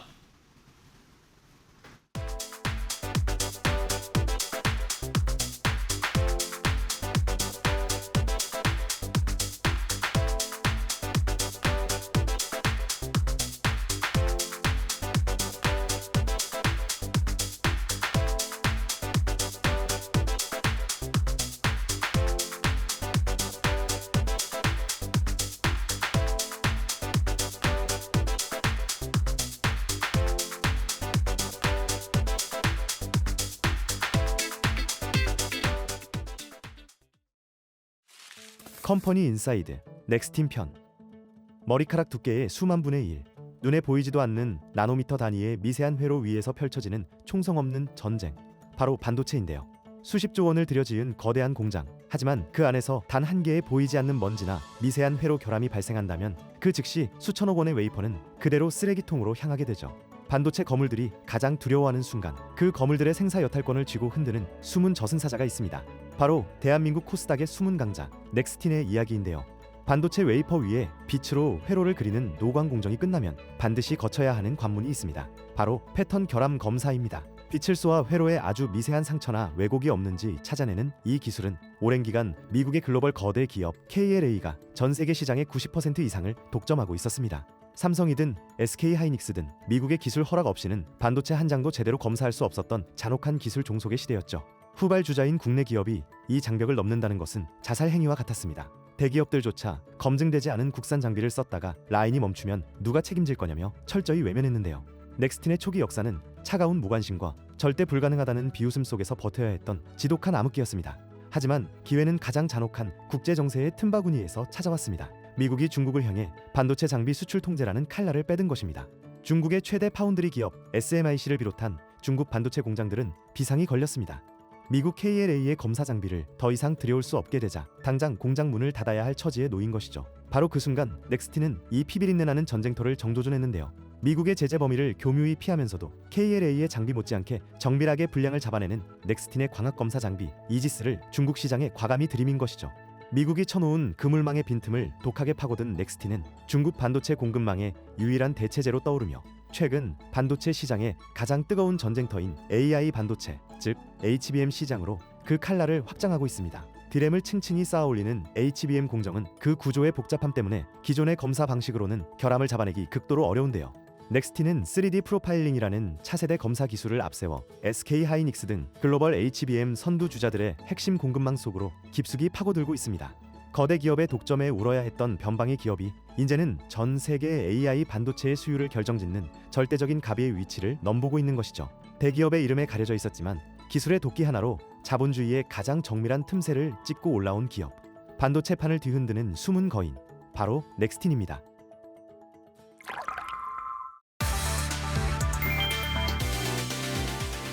국내 양극재 3사가 올해 2분기 나란히 흑자를 기록했으나 속내를 들여다보면 실적 회복 속도는 크게 엇갈렸다. LNF는 하이니켈 출하 확대에 힘입어 영업이익 208억 원으로 흑자 전환에 성공했고 포스코 퓨처엠 역시 영업이익이 전년 대비 3,350% 넘게 급증했다. 반면 에코프로비엠은 전기차 수요 부진 여파로 매출과 영업이익이 각각 26%, 63% 감소하며 외형과 수익성 모두 후퇴했다. 하반기 양극재 시장의 향방을 가를 최대 변수로는 단연 LFP 양극재가 떠올랐다. AI 데이터 센터 확산으로 급성장하는 ESS 시장을 잡기 위해 LNF와 포스코 퓨처엠은 대규모 수주를 확보하며 LFP 양산을 서둘렀다. 반면 하이니켈 3원계에 집중해온 에코프로비엠은 원재료 공급망 강화에 무게를 두며 LFP 대응 속도에서 차이를 보였다. 전기차 수요 정체가 길어지는 가운데 LFP 시장 선점 여부가 향후 기업들의 성적표를 결정지을 전망이다.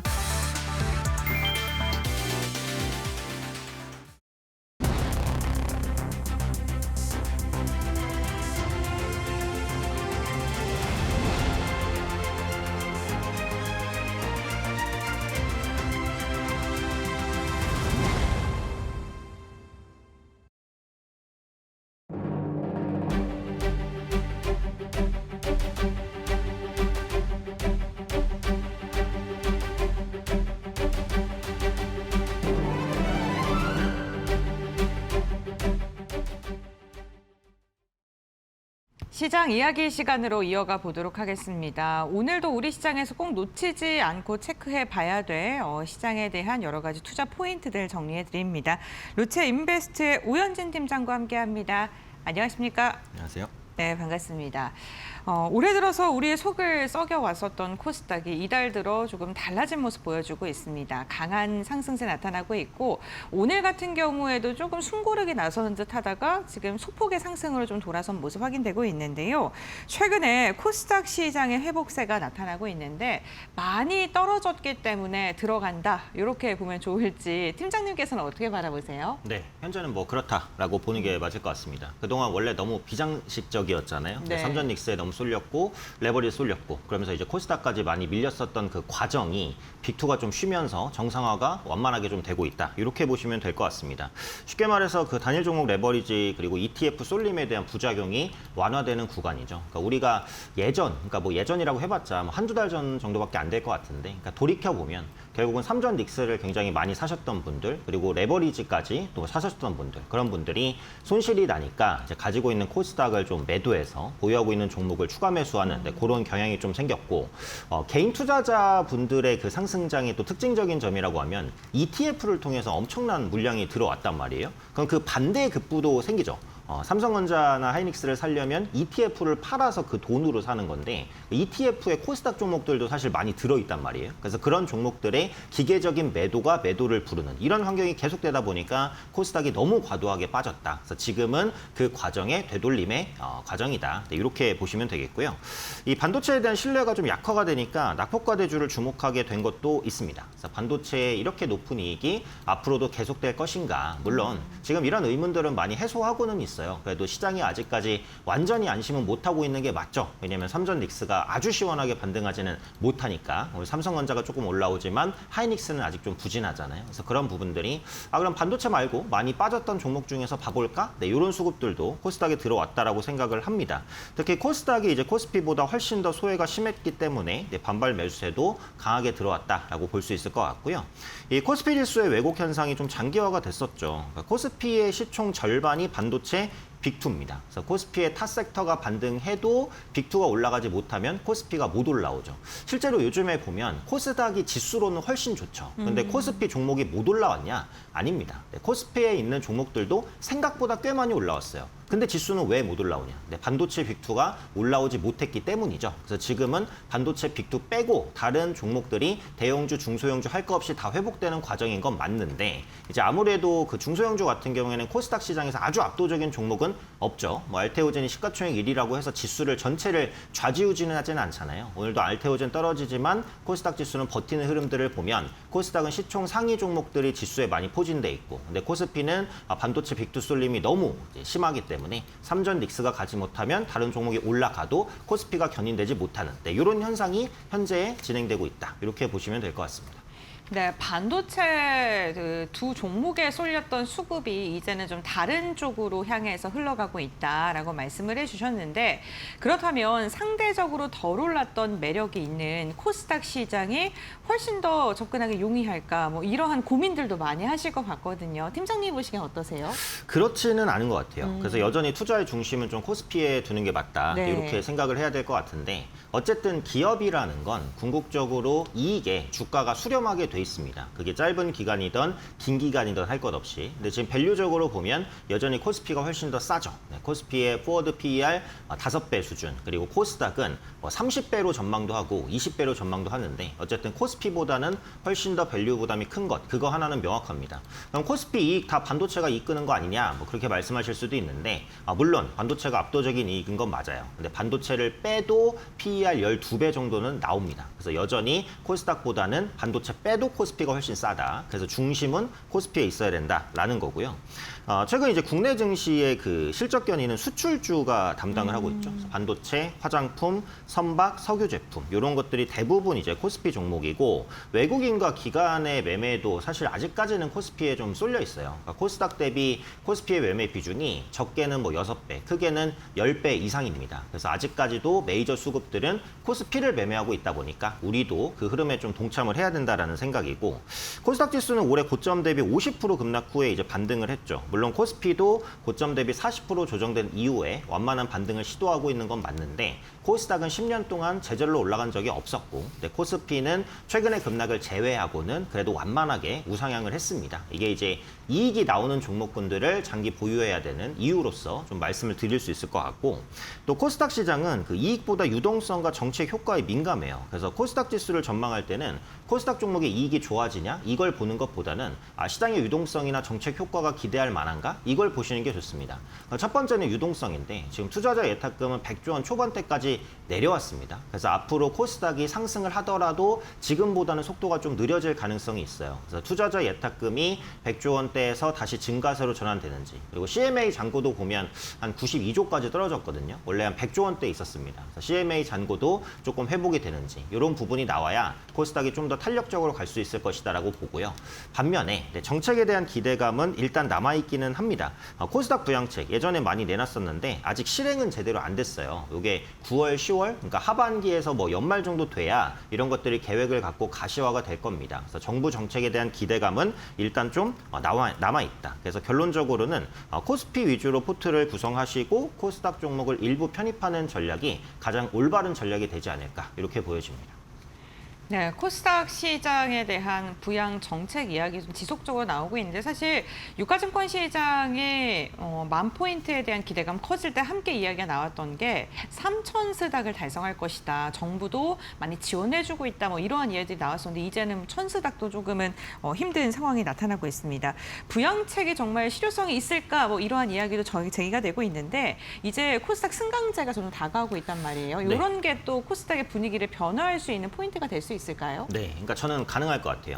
네. 그러니까 원래 이런 얘기가 계속 나왔어도 원래 코스닥이 계속 밀렸잖아요. 근데 맞아요. 그때는 삼전 닉스가 이제 달리거나 아니면 좀 물려서 레버리지 역효과가 있을 때 그때였고, 지금은 아시겠지만 그 단일 종목 레버리지 거래량도 굉장히 많이 줄었고 삼전 닉스의 변동성도 예전보다는 많이 줄어들었습니다. 그럼 코스닥 시장을 이제 좀 냉정하게 평가할 수 있다라는 구간이고요. 바닥댐이 많이 올라와서 기술적인 부담이 있지만 절대적인 위치로는 현재 지수인 850포인트대가 그렇게 높아 보이진 않기 때문에 정책 기대감은 지금부터 한번 생각을 해볼 수 있습니다. 그중에 이제 가장 중요한 게 말씀해 주신 코스닥 승강제라고 볼 수 있는데요.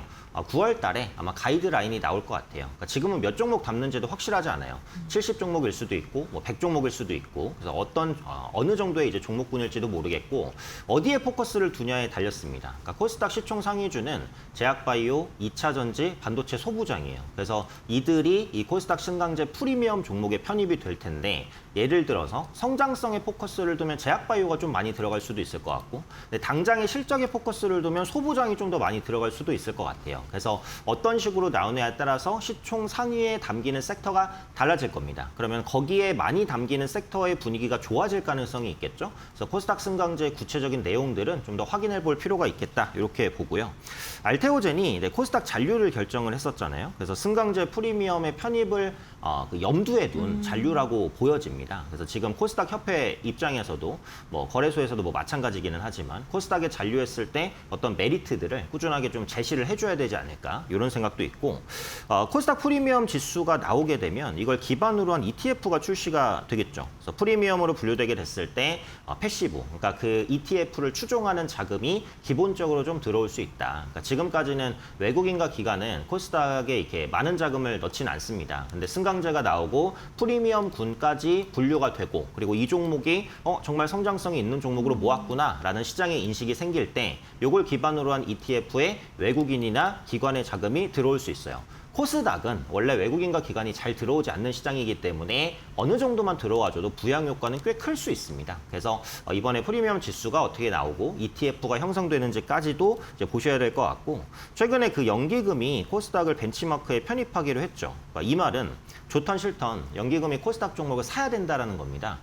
코스닥 지수가 지금 굉장히 좋죠. 코스피는 안 좋아요. 근데 연기금이 코스닥을 아예 안 담으면 코스닥 지수는 이렇게 좋은데 연기금의 수익률은 왜 이러냐, 이런 이제 비판을 또 받을 수 있는 거거든요. 그게 이제 벤치마크에 편입한 이유입니다. 물론 아주 큰 금액을 사기는 좀 어렵겠지만 연기금이 이제 그 운용하는 주식의 한 5에서 10% 정도까지는 아마 코스닥을 의무적으로 담게 될 거예요. 그래서 연기금의 수급 유입 기대감도 어느 정도 가져볼 수 있겠다라고 보고요.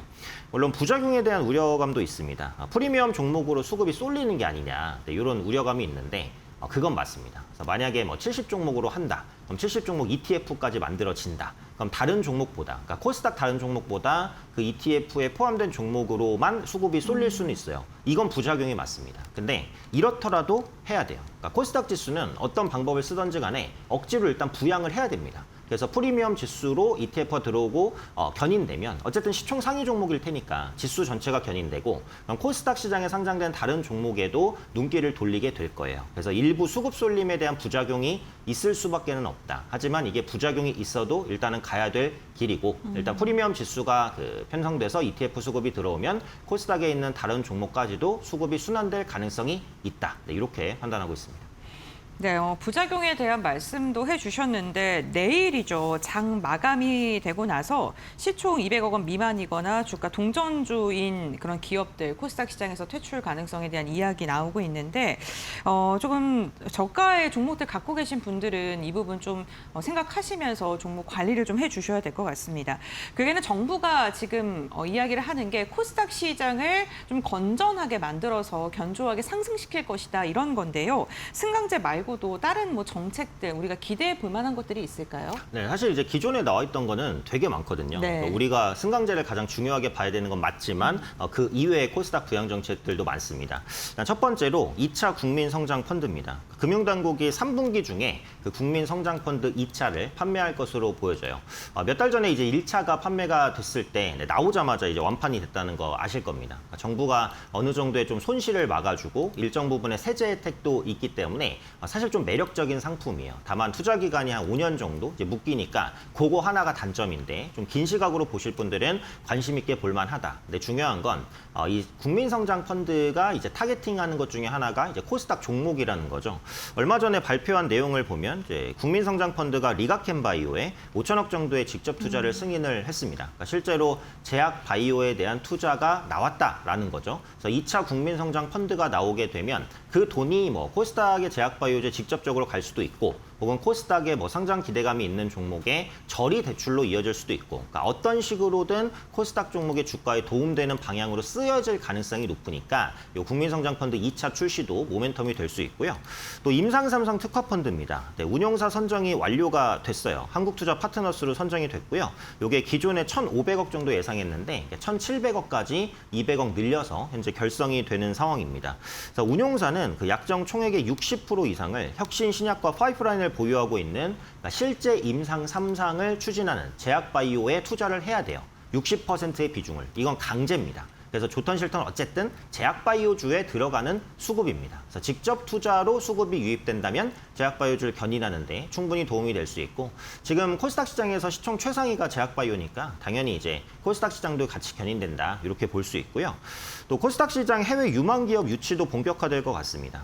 코스닥 부양책이 여러 가지 방안이 있는데 해외 유망한 기업들을 조금 유치를 하겠다는 거예요. 실제로 바이오 USA 2016에서 미국 기업에 대한 1대1 미팅을 진행을 했습니다. 그래서 앞으로 어떤 유망 기업이든 미국 기업이 한국에 상장할 가능성도 있거든요. 코스닥에. 그래서 요게 이제 성공을 한다면 충분히 지수에 도움이 될 수 있을 것 같고 또 코스닥 벤처펀드의 세제 혜택도 강화합니다. 그러니까 기존에는 소득공제 1회에서 투자금의 10%까지 매년 가능하도록 변경이 되는 거거든요. 근데 요거뿐만이 아니라 앞으로도 코스닥 관련된 세제 혜택 혹은 코스닥 잔류 기업에 대한 인센티브 네. 이런 부분들은 꾸준히 나올 거기 때문에 코스닥 지수에 대한 기대감은 어쨌든 유효하다 이렇게 말씀드릴 수 있습니다.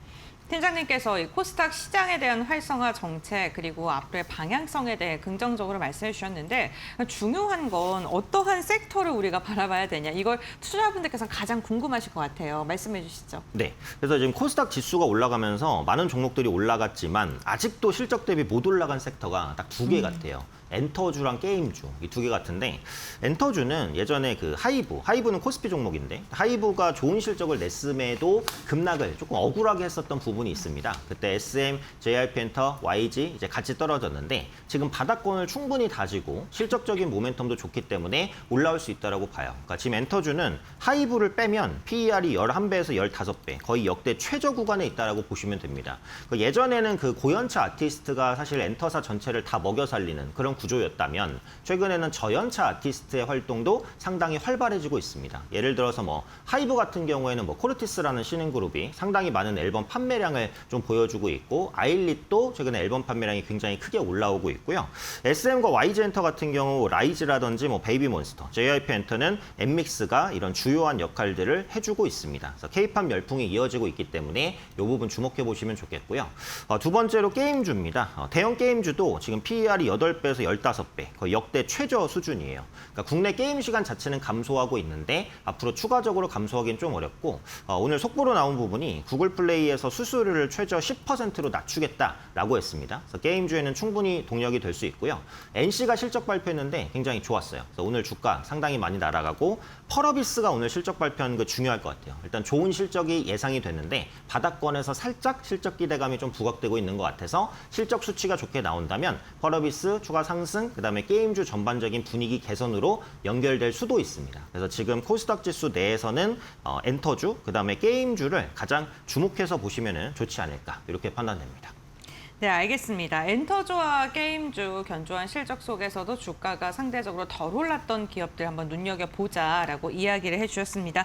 오늘 오현진 팀장과 함께 코스닥 시장의 승강제 도입을 앞두고 관련된 시장 이야기 좀 나눠봤고요. 코스닥 시장 좀 관심 있으신 분들께서는 이 전략 세우시는데 참고해보시면 좋겠습니다.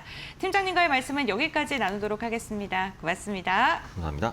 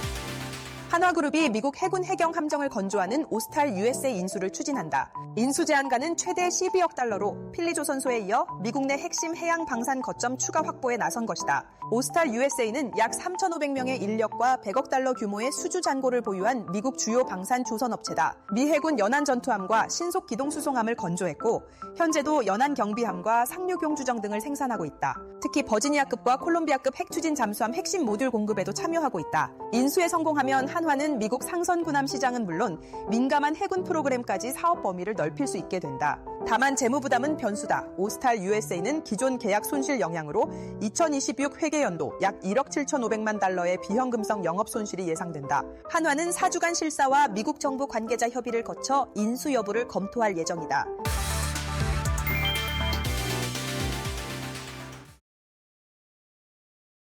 네, 8월 11일 화요일 장마감 동시호가 구간에 들어와 있습니다. 라스트 찬스로 이어가 볼 거고요. 이데일리 서동구 전문위원 모셨습니다. 어서 오세요. 네, 안녕하세요. 네, 오늘 양시장 결국 상승 마감 준비하고 있습니다. 코스닥은 장중에 좀 등락이 있었는데 결국에는 강보합권으로 올라와 있습니다. 오늘 시장 분위기 어떻게 보셨습니까? 전체적으로 좀 뭐라 그럴까요? 조신한 그런 분위기 속에서 네. 변동성도 조금은 잦아들고 또 코스피와 코스닥 서로가 앞서거니 뒤서거니 하면서 섹터별로 종목별 강세, 특히 오후장 들어서는 삼성전자가 시장의 어떤 반등을 또 이끄는 이러한 모습도 상당히 의미 있었다라고 볼 수 있겠고요. 또 하나 이제 바로 이렇게 변동성이 조금 잦아든 가장 큰 이유 중에 하나는 외국인들의 매매 패턴이 어느 한쪽으로 쏠리지 않고 있다라는 거죠. 특히 이 선물 시장 쪽에서 4거래일 연속 매도했던 것들을 환매하기도 하면서 신규 매수가 들어오면서 바로 이러한 부분들이 이 코스피 코스닥 시장의 어떠한 안정적인 또는 조정을 보이더라도 제한적인 모습을 보이고 있다라고 보시면 좋을 것 같습니다. 결국 코스피라고 한다라면 물론 뭐 삼성전자, SK하이닉스가 있겠고 그리고 또 대형주 또 반면에 어떠한 그 반도체 관련주들의 하방을 잡는 동안에 수급의 어떤 이동 현상 속에서 코스닥과 중소형 섹터 테마주들의 어떠한 이런 시속 게임이 오늘도 잘 연출이 되고 있고요. 당분간은 이와 같은 어떤 수급이 제한된 상황 속에서 코스피로 갔다가 코스닥으로 갔다가 대형주로 갔다가 중소형주로 갔다가 하는 이러한 패턴이 조금 더 이어지지 않겠느냐 이렇게도 우리가 볼 수 있을 것 같습니다. 오늘 시장에서 IT 소부장을 중심으로 해서 로봇 관련주들 그리고 또 실적과 수출에 대한 기대감이 계속 커지고 있는 화장품 관련주들 여전히 또 어떤 수급 공백 상태에 놓여져 있는 제약 바이오 쪽들의 이러한 종목별 강세 현상이 오늘 두드러졌다 이렇게 말씀을 드리겠습니다. 네, 말씀해 주신 것처럼 오늘 시장은 좀 조신한 모습이었는데 그동안 좀 시장의 널뛰기가 심각하게 나타나면서 좀처럼 중간을 허용하지 않는 모습이었잖아요. 오늘은 그래도 이렇게 고른 상승이 나타났는데 앞으로는 좀 이렇게 수급 변화와 함께 안정된 흐름을 기대해봐도 될지 그렇다면 좀 조정이 이어질 수도 있다고 볼 수 있을지 앞으로의 흐름 좀 어떻게 전체적으로 보고 계실까요?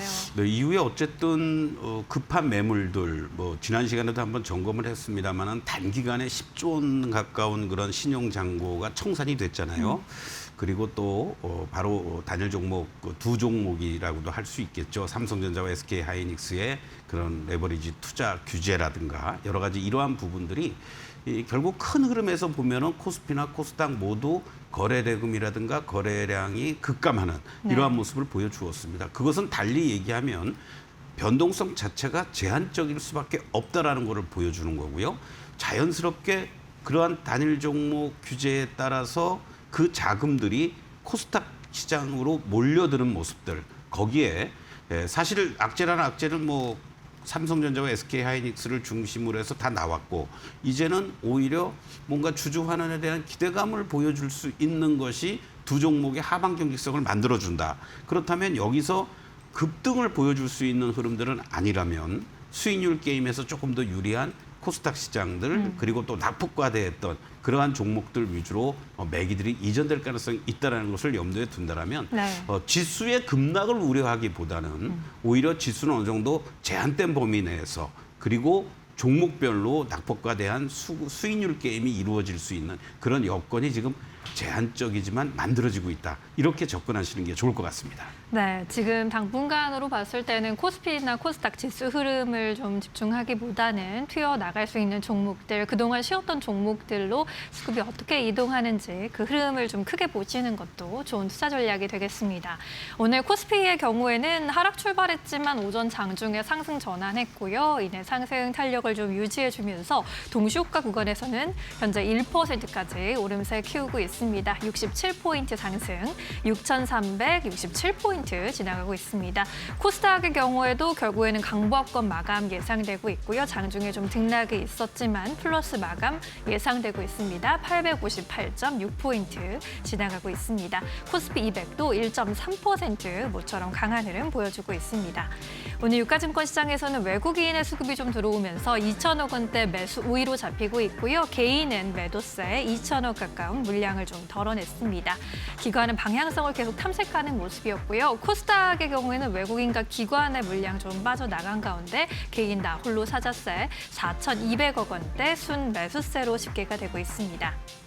시총 상위 종목들 안에서 삼성전자가 오늘 모처럼 외국인의 수급이 좀 유입되면서 4.7%까지 탄력 보여주고 있고요. SK하이닉스도 장중에 상승 전환한 이후로 상승 마감 예상되고 있습니다. 143만 1,000원 선 지나가고 있습니다. 우선주까지 5%대 오름세에 나타나고 있고요. SK 스퀘어도 빨간불, 삼성전기의 경우는 소폭의 약세 마감 예상되고 있습니다. 코스닥 쪽에서는 알테오젠과 에코프로 BM, 레인보우 로보틱스까지 조정이 좀 예상되고 있는 상황입니다. 국내 증시 문을 닫습니다.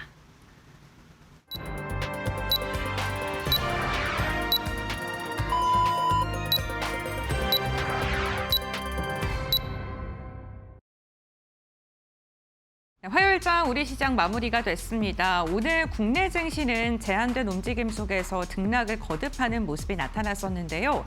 상대적으로 강세를 이어갔었던 코스닥은 숨고르기를 약세를 보여줬었던 코스피 같은 경우에는 상승 시도를 하는 장세였습니다. 특히나 오늘 전반적으로 섹터 안에서도 움직임이 엇갈린 모습이었는데 트레이딩 뷰를 통해서 조금 더 자세히 알아보시죠.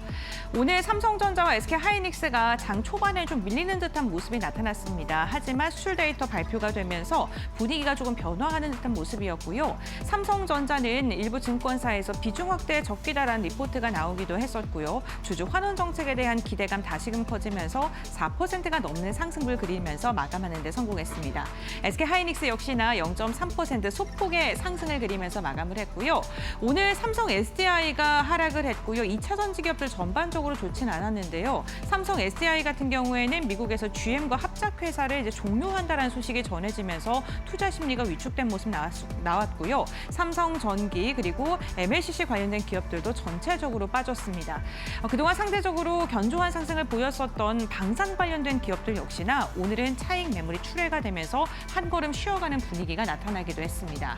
오늘 금융 지주사들은 좀 엇갈렸었고요. 삼성생명과 삼성화재 그리고 SK와 같이 지금 삼성전자와 하이닉스의 지분을 갖고 있는 일부 기업을 중심으로는 매수세가 유입됐습니다.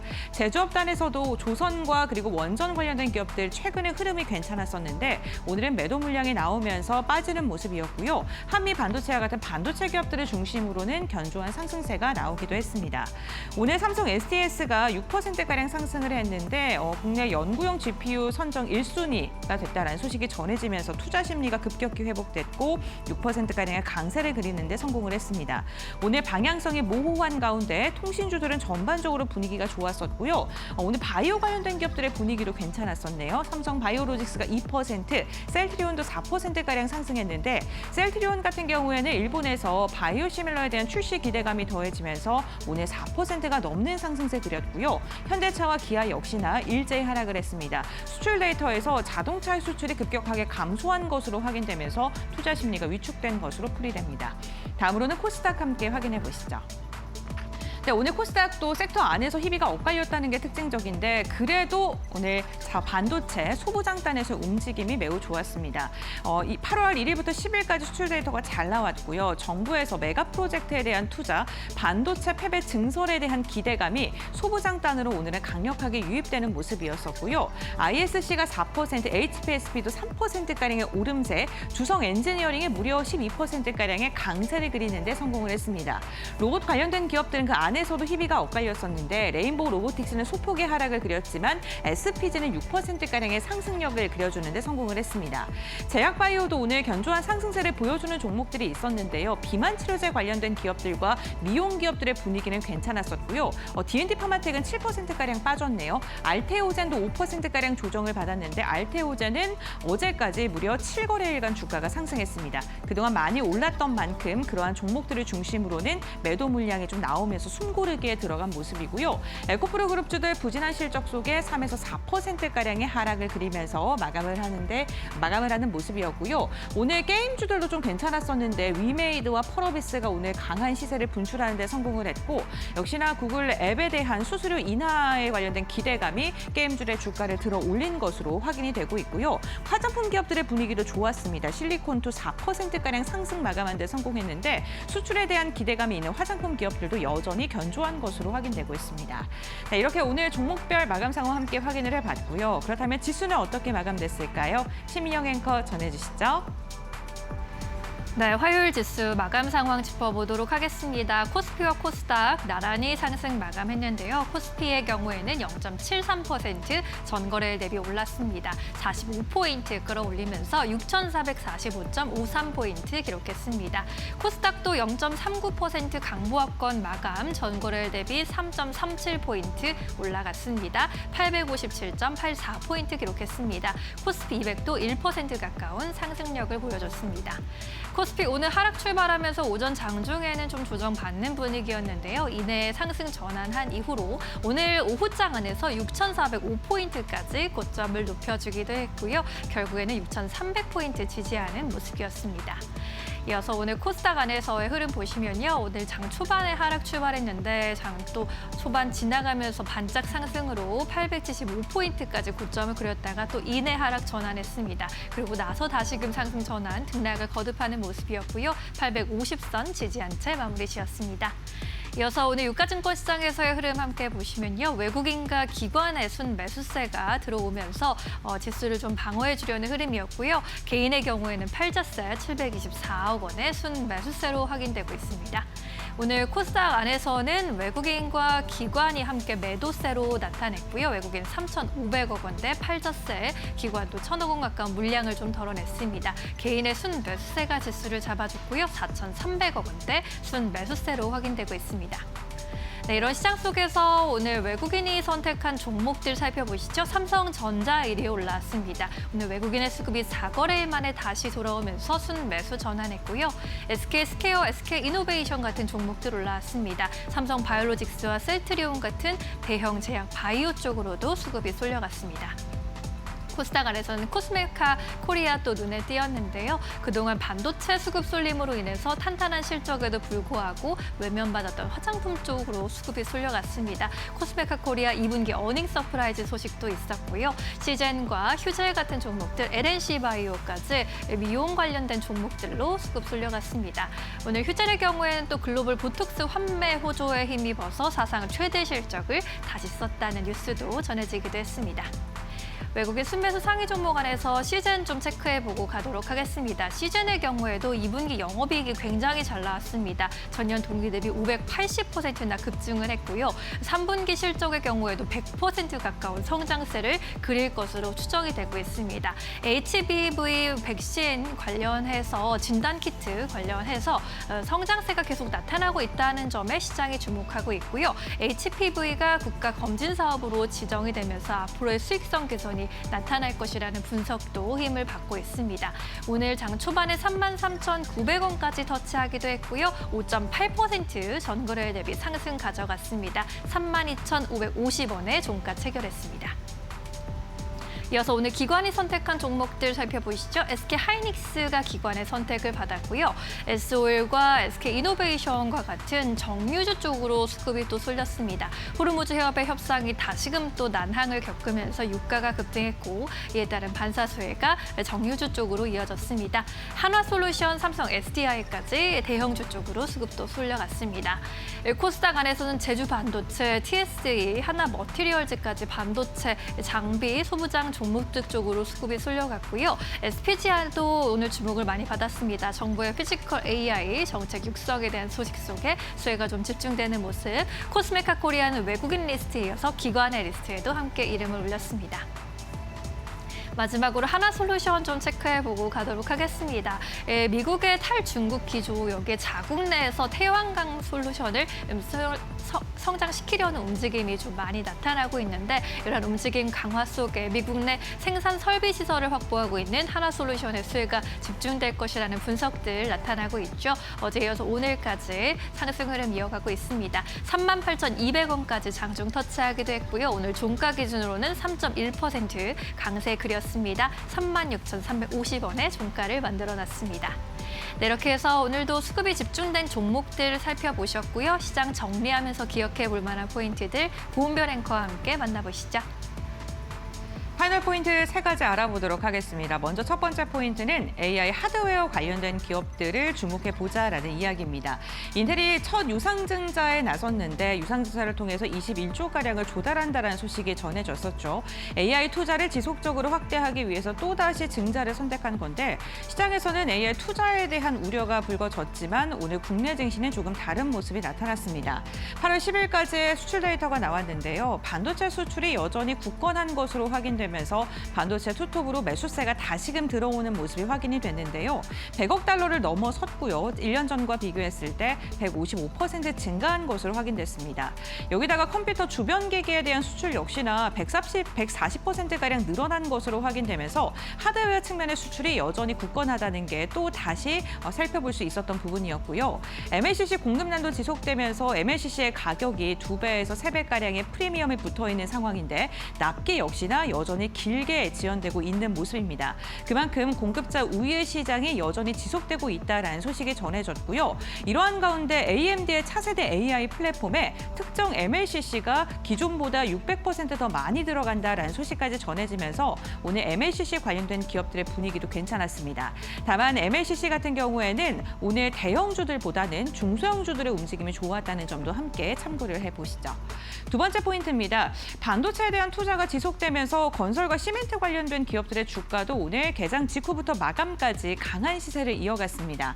호남에서는 반도체 J-클러스터를 만들기 위해서 속도전에 나선 모습이고요. 여기다가 SK하이닉스가 용인과 청주에 54조가량의 돈을 투자를 해서 팹을 만든다라는 이야기까지 전해지면서 반도체 소부장 그리고 건설과 시멘트 관련된 기업들의 분위기가 매우 좋았습니다.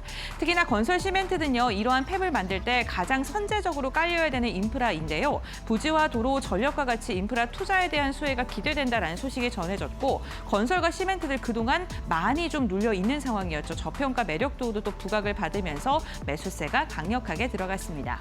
세 번째 포인트 함께 확인해 보겠습니다. 수출 데이터가 발표된 가운데 화장품 수출도 여전히 뜨거운 것으로 확인이 되면서 화장품 기업들 역시나 주가의 방향성이 매우 좋았습니다. 7월 달에 화장품 수출 데이터를 보니까요, 13억 달러를 넘어선 것으로 확인되면서 지난해와 비교했을 때 무려 37%가량 증가한 것으로 확인이 됐고요.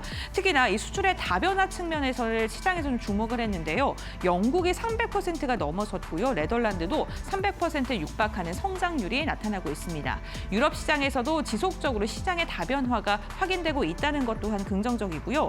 코스메카 코리아가 오늘 2분기 실적을 발표했는데 매출액이 40% 늘어났고 영업이익 역시나 2자릿대 성장세를 기록한 것으로 확인되면서 화장품 기업들의 수출 역시나 잘 되고 있고 실적도 여전히 견조한 것으로 확인되면서 매수세가 점점 더 확산되고 있는 모습 나타나고 있습니다. 오늘 시장의 분위기를 보게 되면 그동안 상대적으로 덜 올랐는데 실적이 좀 받쳐주는 종목들, 기대되는 기업을 중심으로 순환매 장세가 펼쳐지고 있는 듯합니다. 과연 내일장도 이러한 움직임을 이어갈 수 있을지, 종목별의 순환매 장세는 어디까지 지속될지, 그리고 전략은 어떻게 세워야 되는지 지금 바로 알아보겠습니다. 네, 화요일장 국내장 증시 마무리됐습니다. 오늘도 정말 고생 많으셨습니다. 오늘도 실적 시즌 마무리해 가면서 실적이 좋은 기업들 주목을 많이 받았고요. 또 좀 전체적으로 좀 하방이 막히는 분위기긴 했는데 호르무즈 해협 재개방에 따라서 협상이 좀 난항을 겪고 있다라는 소식들 전해지면서 시장에 좀 탄력을 저하시키기도 했습니다. 내일장 또 어떤 분위기 좀 체크해 보는 게 좋을지 계속해서 이야기 나눠보겠습니다. 내일 포인트 위원님 위원님께서는 어떤 것들 보고 계실까요? 네, 시장을 둘러싸고 있는 여러 가지 노이즈들이 조금씩 진정이 되곤 있는데 계속해서 우리 시장, 미국도 그렇고 압박하고 있는 요인이 미국과 이란과의 그런 휴전과 관련된 부분들이 뭔가 계속 삐거덕거리면서 네. 지연이 되고 있다는 거. 이것이 왜 중요하냐면 결국은 유가와 금리 이걸 건드린다는 얘기죠. 그렇기 때문에 유가가 뭐 아직은 뭐 그래도 70불, 80불대에 놓여져 있습니다만은 미 10년물 국채 금리가 4.7% 이상으로 또 올라가고 있다라는 거는 자꾸 위험 자산에 대한 선호 심리를 위축시킬 수 있는 이러한 요인이다라고도 보시면 좋을 것 같습니다. 그래서 이 부분은 계속 말씀드리지만 어떤 절대적 상수는 아니지만 그럼에도 불구하고 뭔가 우리 발목을 잡을 수 있는 요인이기 때문에 계속 체크를 해야 되겠다라고 말씀드리고 이번 주에는 또 유가뿐만이 아니고 미국의 인플레이션에 대한 우려를 자극할지도 모르는 사실은 지난 주말에 발표됐던 민간 고용 지표가 악화가 되면서 금리 인상에 대한 우려가 많이 완화가 됐는데요. 네. 당연히 뭐 이번 CPI와 PPI가 12일, 13일에 걸쳐서 발표가 되는데 이 7월 달 이 지표가 예상보다도 조금은 낮아지게 나오느냐. 이것이 어떤 인플레를 좀 더 완화시킬 수 있는 뭐 7월 달에 유가가 좀 많이 진정이 됐기 때문에 상당히 지금 전망은 6월 대비해서는 감소될 것으로 내려올 것으로 예상이 되고 있습니다만은 과연 어떠한 내용이 발표가 되느냐에 따라서 또 시장의 수급에 영향을 미칠 만한 요인이다라고 볼 수가 있겠고 네. 우리 내부적으로는요. 아까도 말씀드렸던 것처럼 뭐 삼성전자가 뭐 100조 이상 200조를 하느냐 아니면 SK하이닉스가 100조 원대의 주주환원 정책을 하느냐 이것은 뭐 8월 중에 발표를 한다 뭐 9월에 발표한다 이걸 떠나서 네. 주가를 하방을 만들어줄 수 있는 그러니까 뭔가 기대감이 아직 그거 하나 남아 있다는 얘기죠. 뭐 진짜 발표가 됐을 때 실망 매물이 나오든 그거는 나중 문제고 네. 그 기대감이 있기 때문에 하방 지지력을 확인시켜주는 역할을 할 수 있는 요인이다 이렇게 볼 수가 있는데 한 가지 아쉬운 것은 지난 7월 29, 30일 날 뭐 우리 시장이 연이틀 서킷 브레이크가 걸리는 이러한 어떤 모습들 속에서 거래 대금이 코스피 기준으로 40조 원 또는 30조 원 이랬습니다. 어저께 말이죠. 네. 코스피 시장 거래 대금이 얼마였는지 아세요? 얼마죠? 20조도 안 됐습니다. 그러니까 19조였다가 오늘에서야 20조 원을 회복하는 이러한 모습을 보이고 있습니다. 그렇기 때문에 이 거래 대금이 이렇게 급감했다라는 얘기는 그만큼 시장이 추가적인 코스피 기준으로 급반등 보여주기에는 좀 제한적이다. 이 점을 또 여러분들이 염두에 두시면 좋을 것 같고요. 네. 결국 이러한 요인들은 외국인들이 선물 시장 쪽에서 아까도 말씀드린 것처럼 계속 흔들어댈 수 있는 여건이 된다. 이렇기 때문에 외국인들의 선물의 순매수 기조가 어떻게 이어지는지도 조금 더 우리가 확인을 하면서 대응하고 결과적으로는 AI 인프라 관련한 이러한 어떠한 섹터라든가 종목별 순환 흐름을 빠르게 이어질 수밖에 없는 그러한 쪽에 포커스를 맞추면서 당분간 이번 주도 대응하는 게 좋을 것 같다라고 말씀드리겠습니다. 네, 전체적으로 지금 거래 대금이 급감하는 기조 속에서 외국인의 수급도 더 지켜볼 필요가 있겠고요. AI 인프라 관련 섹터라든지 좀 지금 시장에서 주목받는 종목들을 잘 골라내는 지혜가 필요할 것 같습니다. 자, 내일 시장에서 그럼 어떤 종목을 좀 찾아보면 좋을지 오늘 어떤 종목 함께 살펴볼까요?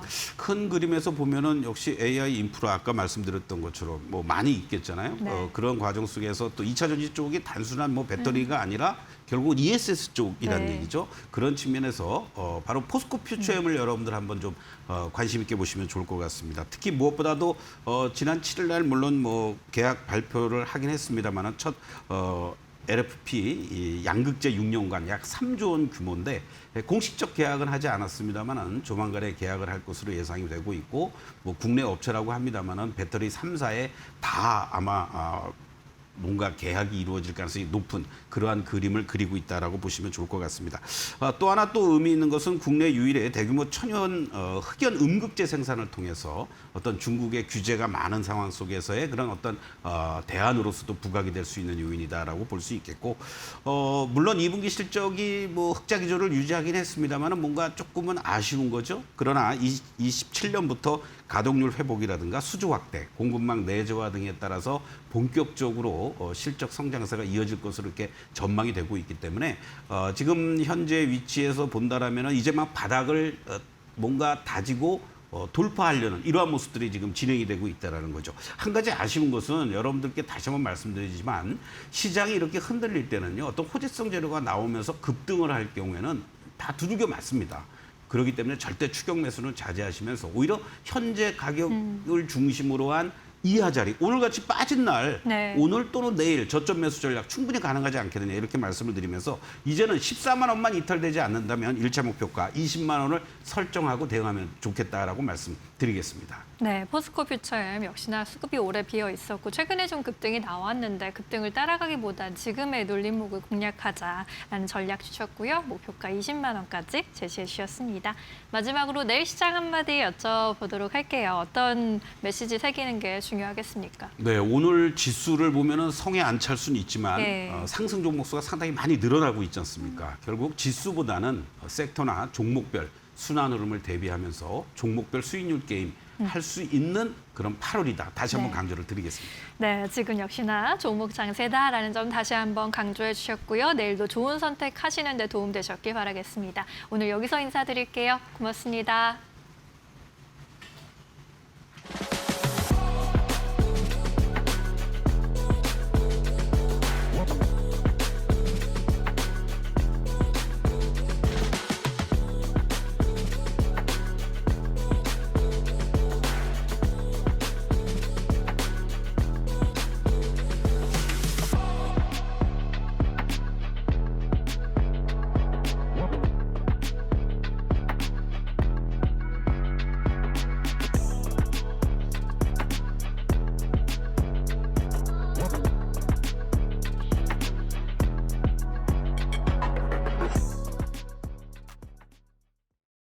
오늘 저희가 준비한 소식은 여기까지입니다. 내일도 2시에 다시 돌아오겠습니다. 시청해주신 여러분 고맙습니다. 마감은 언제나 파이널 샷.